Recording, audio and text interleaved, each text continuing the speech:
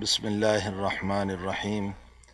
الحمد لله نحمده ونستعينه ونستغفره ونؤمن به ونتوكل عليه ونعوذ بالله من شرور أنفسنا ومن سيئات أعمالنا. من يهده الله فلا مضل له ومن يضلله فلا هادي له، ونشهد أن لا إله إلا الله وحده لا شريك له، ونشهد أن سيدنا ومولانا محمدا عبده ورسوله. أما بعد، بالسند المتصل منا إلى إمام المحدثين أمير المؤمنين في حديث رسول الله صلى الله عليه وسلم أبي عبد الله محمد بن إسماعيل بن إبراهيم الجعفي البخاري رضي الله عنه وأرضاه ونفعنا بعلومه وحشرنا في زمرته أنه قال: باب قول الله تبارك وتعالى: ونزع الموازين القسط ليوم القيامة وأن أعمال بني آدم. وقال مجاهد: القسطاس والعدل بالرومية، ويقال القسط مصدر المقسط وهو العادل، وأما القاسط فهو الجائر.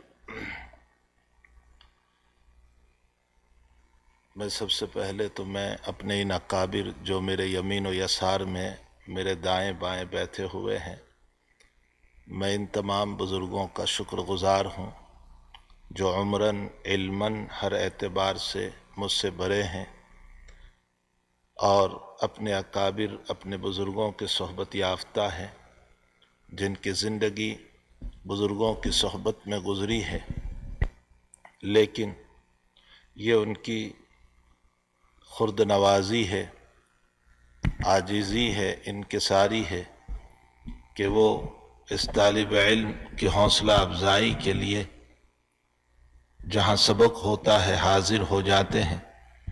حق تعالیٰ جل شانہ ان اکابر سے صرف اسی ملک کو نہیں بلکہ پوری دنیا کو مستفیض فرمائے، اور حق تعالیٰ ان بزرگوں کے عمر میں برکتیں رحمتیں عطا فرمائے۔ حق تعالیٰ ان کے سائے کو امت کے لیے تا دیر قائم فرمائے۔ دین کی خدمت کے لیے لمبی عمر مانگنا جائز ہے، یہ مسئلہ یاد رکھیں کہ دین کی خدمت کے لیے لمبی عمر مانگنا جائز ہے۔ حضرت عبداللہ ابن العاص رضی اللہ تعالیٰ عنہ فرماتے ہیں کہ میں اپنے رب سے لمبی عمر مانگتا ہوں۔ بخاری شریف میں یہ روایت آپ نے پڑھی کہ میں اپنے رب سے لمبی عمر مانگتا ہوں تاکہ میں دو کام کروں۔ ایک تو میں نے اپنے آقا محمد الرسول اللہ صلی اللہ علیہ وسلم سے جو روایات پڑھی ہے اس کی اشاعت کروں، اس کو پھیلاؤں۔ جو بہت مشہور حضرت عبداللہ ابن عمرو بن العاص رضی اللہ تعالیٰ عنہ کی روایات ہے، تو حضرت نے لمبی عمر اس لیے مانگی تاکہ کلام نبوت صلی اللہ علیہ وسلم کو امت میں پھیلائیں، اور دوسری جو بات انہوں نے ذکر فرمائی وہ یہ کہ میرے والد صاحب نے جو باغ وقف کیا تھا عمرو بن العاص رضی اللہ تعالیٰ عنہ نے، اور مجھے اس کا متولی بنایا ہے، تو میں صحیح طور پر اس کو خرچ کروں۔ یہ دو نیک کام کے لیے آپ نے لمبی عمر مانگی۔ اس سے معلوم ہوتا ہے کہ لمبی عمر مانگنا اللہ تعالیٰ سے نیک کاموں کے لیے جائز ہے۔ انسان اگر دنیا میں لوگوں کے فائدہ رسانی کا کام کرتا ہو، فائدہ پہنچاتا ہو دینی اعتبار سے، تو وہ یہ دعا کر سکتا ہے کہ اللہ تو مجھے لمبی عمر عطا کر تاکہ میں حدیث شریف کی خدمت کرتا رہوں، تاکہ میں قرآن شریف کی خدمت کرتا رہوں، تاکہ میں دین کی خدمت کرتا رہوں۔ تو اس نیت سے بہرحال لمبی عمر کی اجازت ہے۔ ہمارے حضرت شیخ یونس صاحب قدس سرہ جب مدینہ المنورہ میں شدید بیمار ہو گئے، اور اس عاجز کو جب اطلاع دی گئی، تو میں اس وقت حج میں نہیں تھا، لیکن حج کے ختم ہونے کے تیسرے ہی دن میں نے، چونکہ میرے پاس ویزا تھا آنے جانے کا، تو حج میں تو نہیں جا سکتا تھا، لیکن حج کے بعد میں فوراً روانہ ہو گیا۔ مدینہ المنورہ میں حضرت کو کوبہ کے اندر جو ہاسپیٹل ہے وہاں ایڈمٹ کیا تھا، اور ڈاکٹروں نے یہ بتا دیا تھا کہ اب ایسا نہیں لگتا ہے کہ عمر لمبی ہو، اس لیے کہ ڈائلسس پر بھی رکھ دیا تھا اور ڈاکٹروں نے کہا تھا کہ گردے اور کڈنی کا بھی مسئلہ ہو چکا ہے اور سفر بھی نہیں کر سکتے۔ بہرحال ایک دن رات میں آئی سی یو میں حضرت لیتے ہوئے تھے اور میں قریب میں بیٹھا ہوا تھا۔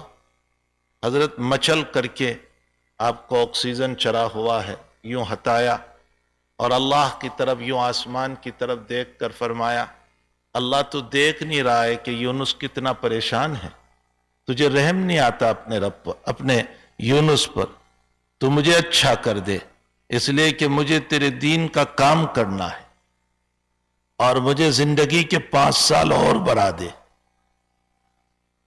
دوسرے دن ڈاکٹروں سے ملاقات ہوئی، انہوں نے کہا کہ حالت یہ نہیں ہے کہ آپ ان کو سفر کرائیں ہندوستان کا، اور حضرت بس ضد ہو گئے کہ مجھے سفر کراؤ۔ بالآخر شیخ نے خود کہا، تم جو سوچ رہے ہو کہ میں مر جاؤں گا یہ بالکل غلط ہے، میں نے رب سے 5 سال مانگے ہیں، پورے ہو جائیں گے تب ہی مروں گا۔ عجیب و غریب مسئلہ ہے کہ فلائٹ میں ہم لے کر آئے، کچھ نہیں ہوا اور اس کے بعد شیخ 5 سال زندہ رہے۔ بہرحال لمبی عمر مانگنا جائز ہے لیکن دین کے کام کے لیے، اس لیے ہم دعا کرتے ہیں کہ اللہ تعالیٰ یہ جو ہمارے اکابر یہاں تشریف فرما ہے، تعالیٰ ان کی عمر میں برکتیں عطا فرمائے، اللہ ان کے ذریعے سے امت کو خوب مستفیض فرمائے۔ بہرحال آپ نے بہت ساری احادیث کو، بہت سارے ابواب کو پڑھا ہے، اگر ان سارے ابواب پر گفتگو کی جائے تو شاید عشاء تک کا وقت ہو جائے گا۔ کچھ باتیں آپ نے پڑھ لی ہوگی، اجمالاً میں اتنا نقل کر دوں کہ امام بخاری رضی اللہ تعالیٰ عنہ کو جس مسئلے میں ابتلا و آزمائش پیش آئے، اصل میں کتاب بدء الخلق جو ہے وہ امام بخاری کے مشکل ترین کتابوں میں سے، ویسے تو پوری کتاب ہی امام بخاری رحمۃ اللہ علیہ کی عجیب و غریب کتاب ہے، لیکن کتاب بدء الخلق جو ہے وہ ایک مشکل ترین کتاب ہے، اس کے ابواب بھی بڑے مشکل ہیں۔ میں ایک مرتبہ حج میں تھا یا عمرے میں، مجھے اس وقت صحیح یاد نہیں ہے، ہمارے بزرگان دین میں سے حضرت مدنی نور اللہ مرقدہ کے اجل شاگرد، جن سے آج ساری دنیا خصوصاً طلبہ مستفیض ہو رہے ہیں، کشف الباری سے، اس کے لکھنے والے مؤلف جو ہیں حضرت مولانا سلیم اللہ خان صاحب رحمۃ اللہ علیہ، مدینہ المنورہ میں مجھے ملے، میں حضرت کی مصافحے کے لیے، ملاقات کے لیے، دعاؤں کے لیے بعد المغرب حاضر ہوا۔ میرے ساتھ حضرت مولانا اسماعیل صاحب کاپود روی دامت برکاتہم العالیہ، ابن حضرت مولانا عبداللہ صاحب کاپود روی رحمۃ اللہ تعالی علیہ رحمتم واسعہ بھی تھے۔ میں نے حضرت سے مصافحہ کیا، کسی نے اس حاجز کا تعارف اس طرح کرا دیا کہ اس نے شیخ سے پڑھا ہے، تو بہت دیر گفتگو ہوتی رہی۔ حضرت مولانا سلیم اللہ خان صاحب رحمۃ اللہ علیہ نے اس حاجز سے کہا کہ زندگی کے 75 سال گزر چکے ہیں، پڑھاتے پڑھاتے امام بخاری کے کتاب بدء الخلق کے بہت سارے ابواب ابھی بھی سمجھ میں نہیں آئے۔ فرمایا تیرے پاس اگر شیخ کی نوٹ ہو، کاپی ہو تو مجھے دے دے، تاکہ میں جو شرح لکھ رہا ہوں اس میں معین اور مددگار ثابت ہو۔ میں نے حضرت سے وعدہ کر لیا کہ میں ضرور انشاءاللہ ہندوستان پہنچ کر کے اس کی نوٹ اور کاپی تیار کر کے بھیج دوں گا۔ دوسرے دن پھر میں مغرب کے بعد حضرت کی خدمت میں بیٹھا تو حضرت رو کر فرمانے لگے، فرمایا کتاب تو لکھ رہا ہوں لیکن ڈر یہ لگتا ہے کہ قابلیت پر پکڑ نہ ہو جائے، قبولیت کا بڑا مسئلہ ہے۔ یہ جملہ تھا حضرت کا۔ قابلیت تو بہت ہے، شاندار تقریر میں بھی کر رہا ہوں، لیکن قبولیت اللہ کے وہاں یہ بڑی چیز ہے۔ تو قابلیت کے ساتھ قبولیت کی بہت ضرورت ہے۔ بہرحال میں نے نوٹ حضرت کو بھیج دی، حضرت شیخ یونس صاحب رحمۃ اللہ علیہ کا جو درس تھا، اور بعد میں نے شیخ کو بتایا میں نے کہا حضرت اس طرح حضرت مولانا سلیم اللہ خان صاحب نے مانگا، تو حضرت غصے ہو گئے پہلے تو، فرمایا کہ مجھے پوچھے بغیر کیوں دے دیا، درس ہوتا ہے، نہ معلوم میں نے کیا بول دیا ہوتا ہے۔ لیکن اس کے بعد کچھ نہیں کہا۔ ایک وقت کے بعد شیخ کا حافظہ بڑا زبردست تھا، قریباً اس واقعے کے 10 سال کے بعد مجھے ایک مرتبہ کہنے لگے، حنیف تو نے وہ مولانا سلیم اللہ خان صاحب کو میرے درس کی کاپی بھیجی تھی، لیکن انہوں نے تو ہدیے میں ایک کتاب بھی مجھے نہیں بھیجی۔ تو میں کہا انشاءاللہ حضرت اگر کوئی موقع ملا ان سے ملاقات ہو گئی تو میں ان سے کہوں گا کہ آپ کی خدمت کے لیے آپ کی خدمت میں کوئی کتاب بھیج دیں۔ تو بہرحال امام بخاری رحمۃ اللہ علیہ کا کتاب بدیع الخلق جو ہے بہت مشکل ترین کتاب ہے۔ ایک باب امام بخاری نے کتاب بدیع الخلق میں آپ نے جو پڑھا، بابن السؤال باسماء اللہ تبارک و تعالی، اللہ کے نام سے سوال کرنا، یہ ایک ایسا باب ہے جو بڑا مغلق باب ہے۔ اللہ کے نام سے سوال کرنا کیا مطلب ہے؟ امام رحمت اللہ علیہ اس باب سے کیا کہنا چاہ رہے ہیں؟ ایک دقیق مضمون امام نے چھیڑا ہے جو اشاعرہ اور ماتریدیہ کے درمیان مختلف فیہا ہے۔ اشاعرہ اور ماتریدیہ میں یہ مسئلہ مختلف فی ہے کہ آیا اللہ کا نام اور اللہ کا اسم جو ہے وہ عین ذات ہے یا غیر ذات ہے، یعنی عین اللہ ہے یا غیر اللہ ہے۔ یہ ایک ایسا دقیق مسئلہ ہے جو فلسفیانہ بحث ہے، جو منطقی بحث ہے۔ منطق پڑھتے ہی نہیں ہو تو منطق کیا سمجھ میں آئے گی؟ منطق کی کوئی کتاب بھی پڑھا کرو تاکہ منطق سمجھ میں آئے۔ ہمارے اکابر میں حضرت نانوتوی رحمت اللہ علیہ کے علوم کو اگر آپ کو سمجھنا ہو تو منطق کی ضرورت قدم قدم پر پڑے گی۔ قبلہ نما کے اندر حضرت رحمت اللہ علیہ نے، حضرت نانوتوی نور اللہ مرقدہ نے جو قبلہ کے تحقق کو ثابت فرمایا ہے، اور مجسم بت اور قبلہ کے درمیان جو فرق ثابت فرمایا ہے، خدا پاک کی قسم رازی اور غزالی بھی آپ کے شاگرد بن جائیں گے اگر وہ زندہ ہوتے تو۔ وہ علوم آپ نے منکشف فرمائے ہیں قبلہ نما کے اندر۔ آب حیات ایک ایسی کتاب ہے کہ مفتی سعید صاحب رحمت اللہ علیہ پالنپوری فرماتے ہیں کہ میں نے 10 مرتبہ پڑھا تب جا کر مجھے کچھ سمجھ میں آیا، چونکہ وہ منطق سے بھری ہوئی کتاب ہے۔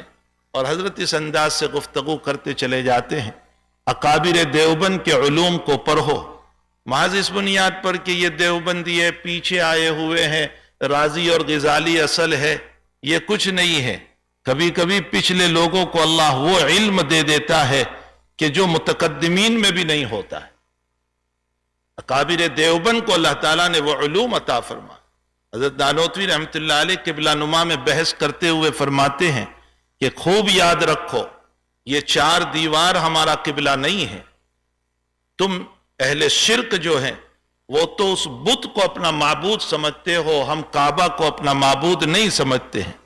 اور اس پر حضرت نے طویل گفتگو کرتے ہوئے فرمایا کہ اگر 4 دیوار کو منہدم کر دی جائیں، علیاذ باللہ ختم کر دی جائیں، پھر بھی ہم اسی سمت نماز پڑھتے رہیں گے اور قیامت تک وہی ہماری سمت رہے گی۔ اور پھر حضرت حدیث لے آئے کہ 2 سودانی لوگ چلیں گے اور کعبۃ اللہ کو گرا دیں گے آخری دور کے اندر۔ اس کے بعد یہ نہیں کہ اسلام ختم ہو جائے گا، اسلام ہوگا اور اسی کعبہ کی طرف لوگ نماز پڑھتے رہیں گے۔ اس سے کعبہ کے صرف قبلہ ہونا متحقق ہوتا ہے، کعبہ کا معبود ہونا متحقق نہیں ہوتا۔ اس انداز سے گفتگو فرمائی ہے۔ بہرحال ایک جگہ گفتگو کرتے ہوئے حضرت نانوتوی رحمت اللہ علیہ حیات نبوی پر گفتگو جب فرماتے ہیں، فرمایا نقلی، اگرچہ حضرت نانوتوی رحمت اللہ علیہ تو اس مسئلے میں اختلاف ہے کہ انبیاء کرام علیہ السلام کی حیات قبر مبارک میں کس شکل کی ہے، یہ مستقل بحث ہے کہ حضرات انبیاء حیات ہیں۔ ہمارا عقیدہ ہے، اہل سنت والجماعت کا عقیدہ ہے کہ انبیاء حیات ہے، لیکن اس کی شکل کیا ہے؟ ویسے تو عوام کے اندر شکل کے پیچھے نہیں پڑنا چاہیے، بس ایک اجمالی بات کر دینا چاہیے، لیکن چونکہ درس کا مسئلہ ہے اس لیے میں اشارہ کروں۔ روایات سے یقیناً حیات نبوی ثابت ہے، لیکن حضرت نانوتوی رحمت اللہ علیہ فرماتے ہیں اگر کوئی مجھ سے عقلی دلیل مانگے کہ نبی علیہ الصلاۃ والسلام اور انبیاء حیات ہے اپنی قبر میں، اور عقلی دلیل لاؤ، فرمایا میں اس پر عقل سے ثابت کر کے بتاؤں گا کہ اللہ کے نبی علیہ السلام اور تمام انبیاء حیات ہیں۔ بلکہ حضرت نانوتوی تو اس طرح قائل تھے کہ حیات دنیا، جیسے یہ دنیا میں ہماری حیات ہے نا، حضرت نانوتوی فرماتے میں کسی کو منواتا نہیں ہوں، لیکن میرے ادلہ ہے، میرے دلائل ہے، مجھ سے جب کوئی پوچھتا ہے تو میں ان دلائل کو بیان کرتا ہوں۔ تو عقلی دلیل جب حیات انبیاء پر پیش کرنے لگے، فرمایا یاد رکھو، پہلی دلیل انسان کی موت کی پہلی دلیل تخریب بدن، انسان کے موت کی دوسری دلیل اس کے مال کا میراث میں تقسیم ہو جانا، انسان کے موت کی تیسری دلیل اس کی بیویوں کا نکاح سے نکل کر عدت گزرنے کے بعد دوسرا نکاح کر لینا۔ یہ تین دلیل ہے، تخریب بدن، میراث، اور تیسرے نمبر پر تجویز، عورتوں کے نکاح کا مسئلہ۔ فرمایا آئیے ذات اقدس صلی اللہ علیہ وسلم پر آپ کا بدن مبارک قیامت تک خراب نہیں، یہ اس بات کی دلیل ہے کہ نبی حیات ہے۔ آپ کے مال میں میراث جاری نہیں ہوئی، یہ اس بات کی دلیل ہے کہ نبی حیات ہے۔ اور آپ کی بیویوں سے دائماً نکاح حرام ہے، کوئی دوسرا نکاح نہیں کر سکتا، یہ اس بات کی دلیل ہے کہ نبی حیات ہے۔ ایسی مضبوط اور عقلی دلیل پیش کی ہے۔ بہرحال اکابر دیوبند کے علوم کو پڑھنا چاہیے، اللہ کرے کہ آپ لوگ اپنے بزرگوں کے علوم سے مستفیض بنو اور اپنے بزرگوں کے علوم کو حاصل کرو۔ بہرحال میں تو خیر یہ کہہ رہا تھا کہ ہمارے بزرگوں کے علوم بڑے عجیب و غریب ہے۔ بابن السوال باسماء اللہ تبارک و تعالی، یہ عجیب و غریب ایک مسئلہ امام بخاری رحمۃ اللہ علیہ نے چھیڑ دیا۔ یہ حضرت مولانا ادریس صاحب کاندھلوی رحمۃ اللہ علیہ نے اس مسئلے کو بہت واضح کیا۔ مولانا ادریس صاحب کاندھلوی رحمۃ اللہ علیہ نے اس مسئلے کو یوں سمجھایا کہ اللہ کا نام جو ہے، دیکھو اس کو سمجھو، اللہ کا نام وہ عین اللہ نہیں ہے، لیکن وہ اللہ سے جدا بھی نہیں ہے۔ مثلا میں یہاں اللہ لکھوں، یہ اللہ نہیں ہے، لیکن اللہ سے جدا بھی نہیں ہے۔ اور پھر مثال دے کر یوں سمجھایا کہ یہ جو دھوپ ہے یہ عین آفتاب نہیں ہے، لیکن آفتاب سے جدا بھی نہیں ہے۔ یہ دھوپ تبھی ہوگی جب آفتاب ہوگا، دھوپ نہیں ہوگی اگر آفتاب نہیں ہوگا۔ فرمایا ٹھیک اسی طرح لفظ اللہ عین اللہ نہیں ہے، لیکن اللہ سے جدا بھی نہیں ہے۔ تمہیں جب جب بھی ذات تک پہنچنا ہوگا تو اس کا نام لینا ہوگا، اور جب نام سے ذات تک پہنچتے ہیں تو اس سے نبی امام بخاری رحمۃ اللہ علیہ یہ ثابت فرمانا چاہتے ہیں کہ لفظ سبحان اللہ سے اللہ کی ذات تک پہنچیں گے، الحمدللہ سے اللہ کی ذات تک پہنچیں گے، لفظ اللہ سے اللہ کی ذات تک پہنچیں گے۔ اور جب ذات تک پہنچے تو وہ ذات مذکور ہوئی، اور اس مذکور کو یاد کرنے سے وہ مذکور اپنے ذاکر کو اپنے انعامات سے نواز دے گا۔ یہ ایک بہت جامع بحث حضرت مولانا ادریس صاحب کاندھلوی رحمۃ اللہ علیہ نے بابن السوال باسماء اللہ تعالیٰ پر فرما کر فرمایا کہ امام بخاری رضی اللہ تعالیٰ عنہ اس بات کی طرف اشارہ کرنا چاہتے ہیں کہ اللہ تک پہنچنا ہو، سوال کرنا ہو تو اللہ کے نام ہی سے سوال کرنا ہوگا، اس کے بغیر تو سوال ہو نہیں سکتا ہے۔ بہرحال کتاب بدء الخلق ایک دقیق کتاب ہے۔ اب ہر باب اپنے اندر علوم کو لیے ہوئے ہیں، میں صرف یہ جتنا باب آپ نے پڑھے اس کا خلاصہ ذکر کر دوں۔ امام بخاری رضی اللہ تعالیٰ عنہ پر ابتلا و آزمائش کا ایک بڑا دور گزرا، اس میں سب سے بڑی آزمائش نیشاپور کا مسئلہ ہے، جہاں حضرت کے اوپر بڑے حالات آئے، بڑے مسائل آئے، اور آپ کو نیشاپور چھوڑنا پڑا۔ اور وہ مسئلہ یہی تھا کہ آپ کی طرف ایک غلط انتساب کر دیا، غلط نسبت کر دی کہ آپ قرآن کریم کے مخلوق ہونے کے قائل ہیں، اور آپ کو معتزلہ کے ساتھ جوڑ دیا۔ معتزلہ نام کے نہیں لیکن عقیدے کے آج بھی موجود ہیں دنیا کے اندر۔ معتزلہ آج بھی موجود ہیں، اس طرح کے بہت سارے عقیدہ رکھنے والے دنیا میں موجود ہیں.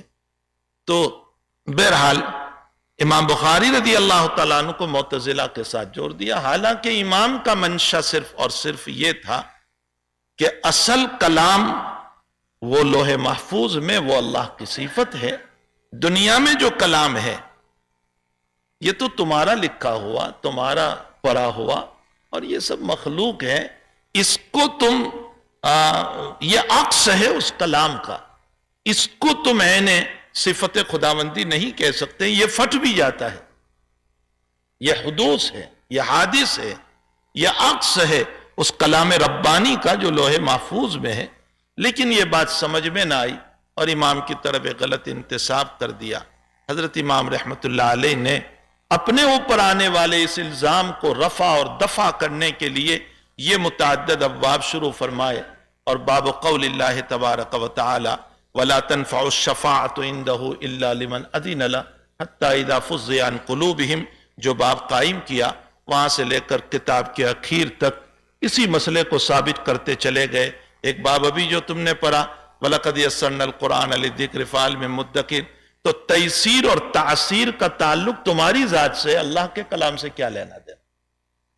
تیسیر آسان ہونا یا مشکل ہونا یہ تو میری اور آپ کی ذات سے ہے، بھلا اللہ کے کلام کے اندر تیسیر اور تعسیر کا کیا معنی؟ یا ایک باب بخاری نے قائم کیا، ابھی تم نے پڑھا الماہر بالقرآن، تو ماہر بالقرآن یہ بندے سے تعلق ہے، اللہ کا کلام ماہر اور غیر ماہر کا کیا مسئلہ ہوا کرتا ہے؟ آپ ہر باب پر دیکھتے چلیں، حضرت امام رضی اللہ تعالیٰ عنہ اخیر میں اسی مسئلے کو ثابت کرتے جا رہے ہیں کہ یہ دنیا میں جو لکھا گیا، پڑھا گیا، یہ سب مخلوق کی صفت ہے، مخلوق حادث ہے، اس لیے اس کا لکھا ہوا بھی حادث ہے اور اس کا پڑھا ہوا بھی حادث ہے. باقی اصل جو کلام ہے وہ لوح محفوظ میں ہے، اور وہ اللہ کی صفت حقیقی ہے، اور وہ کلام ربانی ہے اور صفت ربانی ہے اور اللہ کا کلام ہے. یہ تمام ابواب کا میں نے خلاصہ ذکر کر کے اخیری باب کے اوپر حضرت امام رضی اللہ تعالیٰ عنہ جب آئے ہیں، باب قول اللہ تعالی وَنَزَعُ الْمَوَازِينَ الْقِسْطَ لِيَوْمِ الْقِيَامَةِ. ایک بات یاد رکھے، نبی اکرم صلی اللہ تعالی علیہ وسلم کی ذات گرامی ایک ایسی ذات بنا کر کہ اللہ تعالیٰ نے آپ کو دنیا میں بھیجا ہے. حضرت نانوتوی ہی کی بات پیش کر دو. حضرت نانوتوی رحمت اللہ علیہ فرماتے ہیں کہ معراج میں ابتدا کعبۃ اللہ سے کرائی، حتیم سے، اور معراج میں انتہا عرش کے اوپر کرائی، یعنی عرش کے اوپر لے گئے. حضرت فرماتے ہیں کہ کعبۃ اللہ دنیا کی بدایہ ہے، اس سے پہلے کوئی مخلوق نہیں تھی. ان اول بیت وضع للناس للذی ببکۃ مبارکا وہدی للعالمین. تو بدایہ کعبۃ اللہ ہے، اس سے پہلے کوئی مخلوق نہیں، اور عرش نہایت مخلوق ہے، مخلوق کی انتہا ہے، اس کے بعد کوئی مخلوق نہیں. عرش کے اوپر اللہ ہے اور وہ خالق ہے، تو عرش نہایت مخلوق اور کعبہ بدایت مخلوق. اس سے پہلے بھی کوئی مخلوق نہیں، اس کے بعد بھی کوئی مخلوق نہیں. فرمایا معراج کو کعبہ سے لے کر عرش تک لے جانا، اشارہ فرمایا کہ میرے محبوب تم بدایہ میں بھی ہو اور نہایہ تک تمہاری نبوت چلنے والی. یہ حضرت نانوتوی رحمت اللہ علیہ نے آپ کی ختم نبوت پر ایسی دلیل پیش کی ہے کہ خدا پاک کی قسم رازی اور غزالی بھی مان پر جائیں گے. ایسی دلیل آپ لے آئے کہ بدایہ میں بھی آپ ہی ہو اور نہایہ میں بھی آپ ہی کی نبوت چلے گی. آپ کے علاوہ کوئی نبی دنیا کے اندر ہو نہیں سکتا ہے، اور آپ پر میں نے سلسلہ نبوت کو ختم کر دیا. یہی وجہ ہے کہ ما قبل انبیاء کو جو کچھ ملا ہے وہ بھی ذات اقدس کی برکت سے ملا، اور ما بعد ولیوں کو جو قیامت تک ملتا رہے گا وہ آقا صلی اللہ علیہ وسلم کی برکت سے ہی مل رہا ہے. آپ ہی کا فیض ہے، آپ ہی کی برکتیں ہیں کہ انبیاء کرام علیہ الصلوۃ والتسلیم کو حق تعالی نے وہ سب کچھ عطا کیا جو حضور پاک صلی اللہ علیہ وسلم کی برکت اور آپ کا فیض ہے. یہی وجہ ہے کہ حضرت نانوتوی رحمت اللہ علیہ اس مسئلے کو کھولتے ہوئے یوں فرماتے ہیں کہ حضرات انبیاء کرام علیہ الصلوۃ والتسلیم کو اللہ تعالیٰ نے جو کچھ عطا فرمایا ہے اس پر غور کیا جائے کہ وہ فیض رسول صلی اللہ علیہ وسلم ہے، لیکن پھر اللہ تعالیٰ نے ان میں بقا کی بھی صفت رکھی. اور پھر حضرت جو میں کیا اس وقت وہ کلام جو حضرت کا ہے میں ذکر کروں، تمام انبیاء مجمع ہے اور نبی اکرم صلی اللہ علیہ وسلم منبع ہے. دو لفظ ہے، یہ تو اکابر ہی سمجھ سکتے ہیں.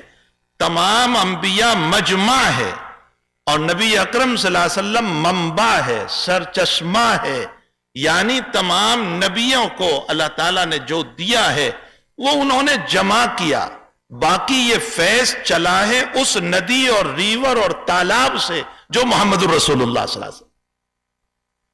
فرمائے اسی وجہ سے تمام نبی نبی ہے اور آپ امام الانبیاء ہے.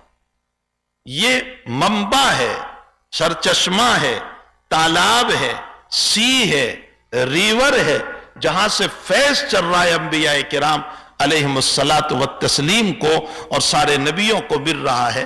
تو بہرحال ذات اقدس صلی اللہ تعالی علیہ وسلم ہی کی بدولت ما قبل میں بھی ملا، ما بعد میں بھی ملا. ایک مثال سے میں آپ کو سمجھاؤں. ہمارے وہاں سولار سسٹم ہوتی ہے.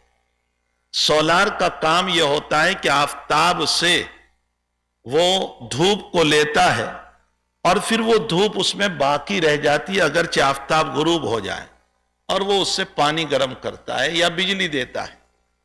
انبیاء کرام کی مثال سولار کی ہے. انہوں نے فیض لیا نبی اکرم صلی اللہ علیہ وسلم سے. اللہ کے نبی دنیا سے تشریف لے گئے لیکن فیض انہی کا ہے جو حضرات انبیاء کرام کو ملا ہوا ہے. گویا فیض نبوی ہے، پھر بعد میں اللہ نے ان میں بقا عطا فرمایا. اور اولیاء جتنے ہیں ان تمام کی مثال ایسی ہے جیسے نبی اکرم صلی اللہ علیہ وسلم سے فیض لیا لیکن انحراف عن النبی صلی اللہ علیہ وسلم کی بنیاد پر یہ فیض کا انقطاع ہو جائے گا. سولار کی مثال نہیں ہو سکتی ہے اولیاء کے لیے. تو خیر حضرت نبی اکرم صلی اللہ علیہ وسلم منبع ہے، سرچشمہ ہے اور تمام انبیاء کرام مجمع ہے. تمام انبیاء کو جو کچھ ملا ہے وہ آقا صلی اللہ علیہ وسلم کی بدولت ملا. یہی وجہ ہے کہ ملا علی قاری رحمت اللہ علیہ نے مرقات میں باب فضائل علی میں ایک روایت نقل فرمائی. آپ صلی اللہ علیہ وسلم فرماتے ہیں انا مدینۃ العلم، میں علم کا شہر ہوں، وابو بکر اساسها، ابو بکر اس کی بنیاد ہے، وعمر حیطانها، اور عمر اس کی دیواریں ہیں، وعثمان سقفها، اور عثمان اس کی چھت ہے، وعلی بابها، اور علی اس کا دروازہ ہے. آپ اشارہ فرما رہے ہیں کہ اس امت میں جتنے علوم چلیں گے میرے ان چار بنیادوں کو مل کر کے علوم چلیں گے. میں نے ان چاروں کو جو علوم عطا فرمائے ہیں جس کے ذریعے سے علم کے مکان کی تکمیل ہو گئی ہے. تو اس امت میں جتنے علوم قیامت تک ملتے رہیں گے، کوئی فخر نہ کریں، کوئی غرور نہ کریں، کوئی تکبر نہ کریں، کچھ نہ کریں. یہ سب انہی کا فیض ہے. ورنہ حقیقت یہ ہے کہ ہمارا حال یہ ہے کہ ہم جانتے ہیں. کون انسان علم پر غرور کر سکتا ہے؟ تک جو نادان ہوگا وہی غرور کرے گا، جو بے وقوف ہوگا وہی غرور کرے گا، وہی تکبر کرے گا. تو بہرحال حضور پاک صلی اللہ علیہ وسلم ایک منبع ہے، سرچشمہ ہے، انہی سے ہم کو علوم ملے ہیں. آپ نے مجھے اور آپ کو دنیا کے تمام انسانوں کو زندگی گزارنے کے طریقے بتائے. اسی لیے تمام نبی نبی ہیں اور آپ صلی اللہ تعالی علیہ وسلم امام الانبیاء ہے. یہی وجہ ہے کہ اکابر نے کہا کہ نفس نبی ہونا تو تمام میں پایا جاتا ہے، لیکن آپ کی نبوت ایسی ہے کہ آپ جانوروں کے لیے بھی نبی، آپ جنوں کے لیے بھی نبی، آپ انسانوں کے لیے بھی نبی، آپ قیامت تک کے لیے نبی، آپ کائنات کے ہر کونے کے لیے نبی. تو ظاہر سی بات ہے کہ یہ وہ فضیلت آپ صلی اللہ علیہ وسلم کو عطا فرمائی ہے. ابھی جو ہمارے مولانا قاری صاحب جو اشعار پڑھ رہے تھے اس میں جو اشعار پڑھے گئے کہ آپ صلی اللہ علیہ وسلم نے امی ہونے کے باوجود جو علوم دنیا کے اندر پھیلائے، خدا پاک کی قسم یہ امی نے ایسے علوم دیے ہیں کہ قیامت تک انہی کے علوم سے سائنس کے سارے مسائل حل ہوتے رہیں گے، ٹیکنالوجی کے سارے مسائل حل ہوتے رہیں گے. اس کے لیے کسی جدید علم کی ضرورت نہیں پڑے گی۔ اللہ تعالیٰ جزائے خیر دے حضرت مولانا قاسم صاحب سلمہ کو کہ انہوں نے یہاں وہ جو فقہ کا اور تخصص فی الفقہ کا جو نظام ابھی اعلان کیا کہ اس کے ذریعے سے آپ سمجھ پاؤ گے کہ حضور پاک صلی اللہ علیہ وسلم نے جو ہمیں علوم عطا فرمائے ہیں وہ اتنے زبردست ہے کہ سائنس دنیا کے علوم ہیں اور یہ سماوی اور عرشی علوم ہے۔ ظاہر سی بات ہے کہ عرش میں وہ باتیں پائی جاتی ہے جو کائنات کی باتوں کو سمجھنے کے لیے بہت آسان ہو جاتا ہے۔ ان اکابر سے آپ پوچھیں، روایتوں میں سب کچھ موجود ہے، لیکن ہماری عقلیں چونکہ ناقص ہیں، ہمارا مطالعہ کم ہے، اس لیے ہم وہاں تک جا نہیں پاتے، ورنہ ساری باتیں ہمیں روایتوں میں کلام رسول صلی اللہ علیہ وسلم میں قرآن کریم کے اندر مل جائے گی۔ حضرت عمران ابن حسین رضی اللہ تعالیٰ عنہ کے پاس ایک صاحب تشریف لائے، علامہ ابن حبان نے اس روایت کو نقل کیا، عبداللہ ابن مبارک نے اپنے مسند میں روایت کو نقل کیا۔ ایک صاحب تشریف لائے اور انہوں نے یوں فرمایا کہ حدثوا بالقرآن ولا تحدثوا غیرہ، صرف قرآن علوم بیان کرو، حدیث بیان نہ کرو۔ فرمایا انک امرؤ احمق، میں تجھے بے وقوف سمجھ رہا ہوں۔ اس کے بعد حضرت نے فرمایا اچھا تو مجھے ظہر کی 4 رکعت ثابت کر دے قرآن سے، مجھے عصر کی 4 رکعت ثابت کر دے، مجھے نصاب زکوٰۃ ثابت کر دے قرآن سے، یہ مجھے بتا دے تو کہاں سے ثابت کرے گا؟ تو مزدلفہ اور فلاں جو ہے اس کو تو مجھے ثابت کر دے قرآن کریم سے۔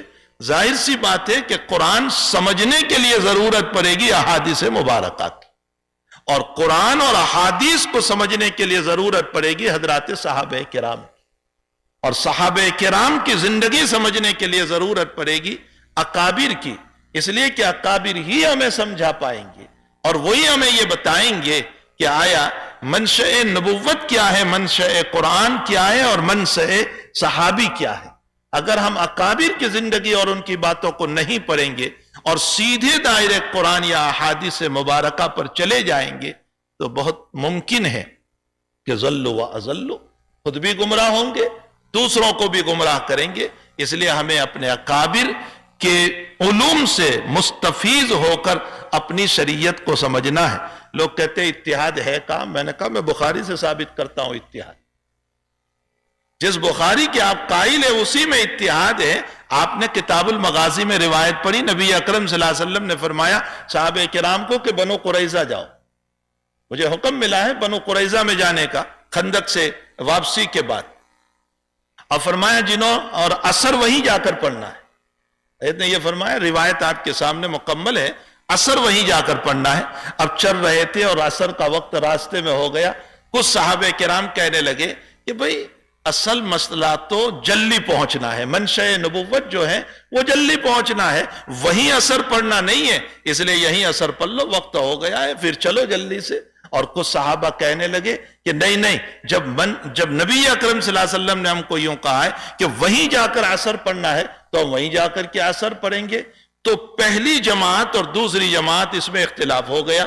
صحابہ کرام میں سے کچھ وہ تھے جنہوں نے راستے میں عصر پڑھ لی اور فرمایا منشأ نبوت جلدی پہنچنا ہے، اور کچھ صحابہ نے الفاظ کو دیکھ کر وہیں جا کر نماز پڑھی۔ جب حضرت کے سامنے دونوں کی رائے آئی، حضرت نے فرمایا کلاکما صحیح، دونوں صحیح ہو۔ یہاں سے خود ثابت ہو گیا کہ جنہوں نے یہ اتحاد کیا کہ منشأ نبوت جلدی پہنچنا ہے، وہاں عصر پڑھنا مقصود نہیں ہے، حضرت نے ان کے اتحاد پر کوئی بات نکیر کی نہیں فرمائی۔ نبی کے سامنے صحابہ اتحاد فرما رہے، اتحاد کا انکار کہاں ہو سکتا ہے؟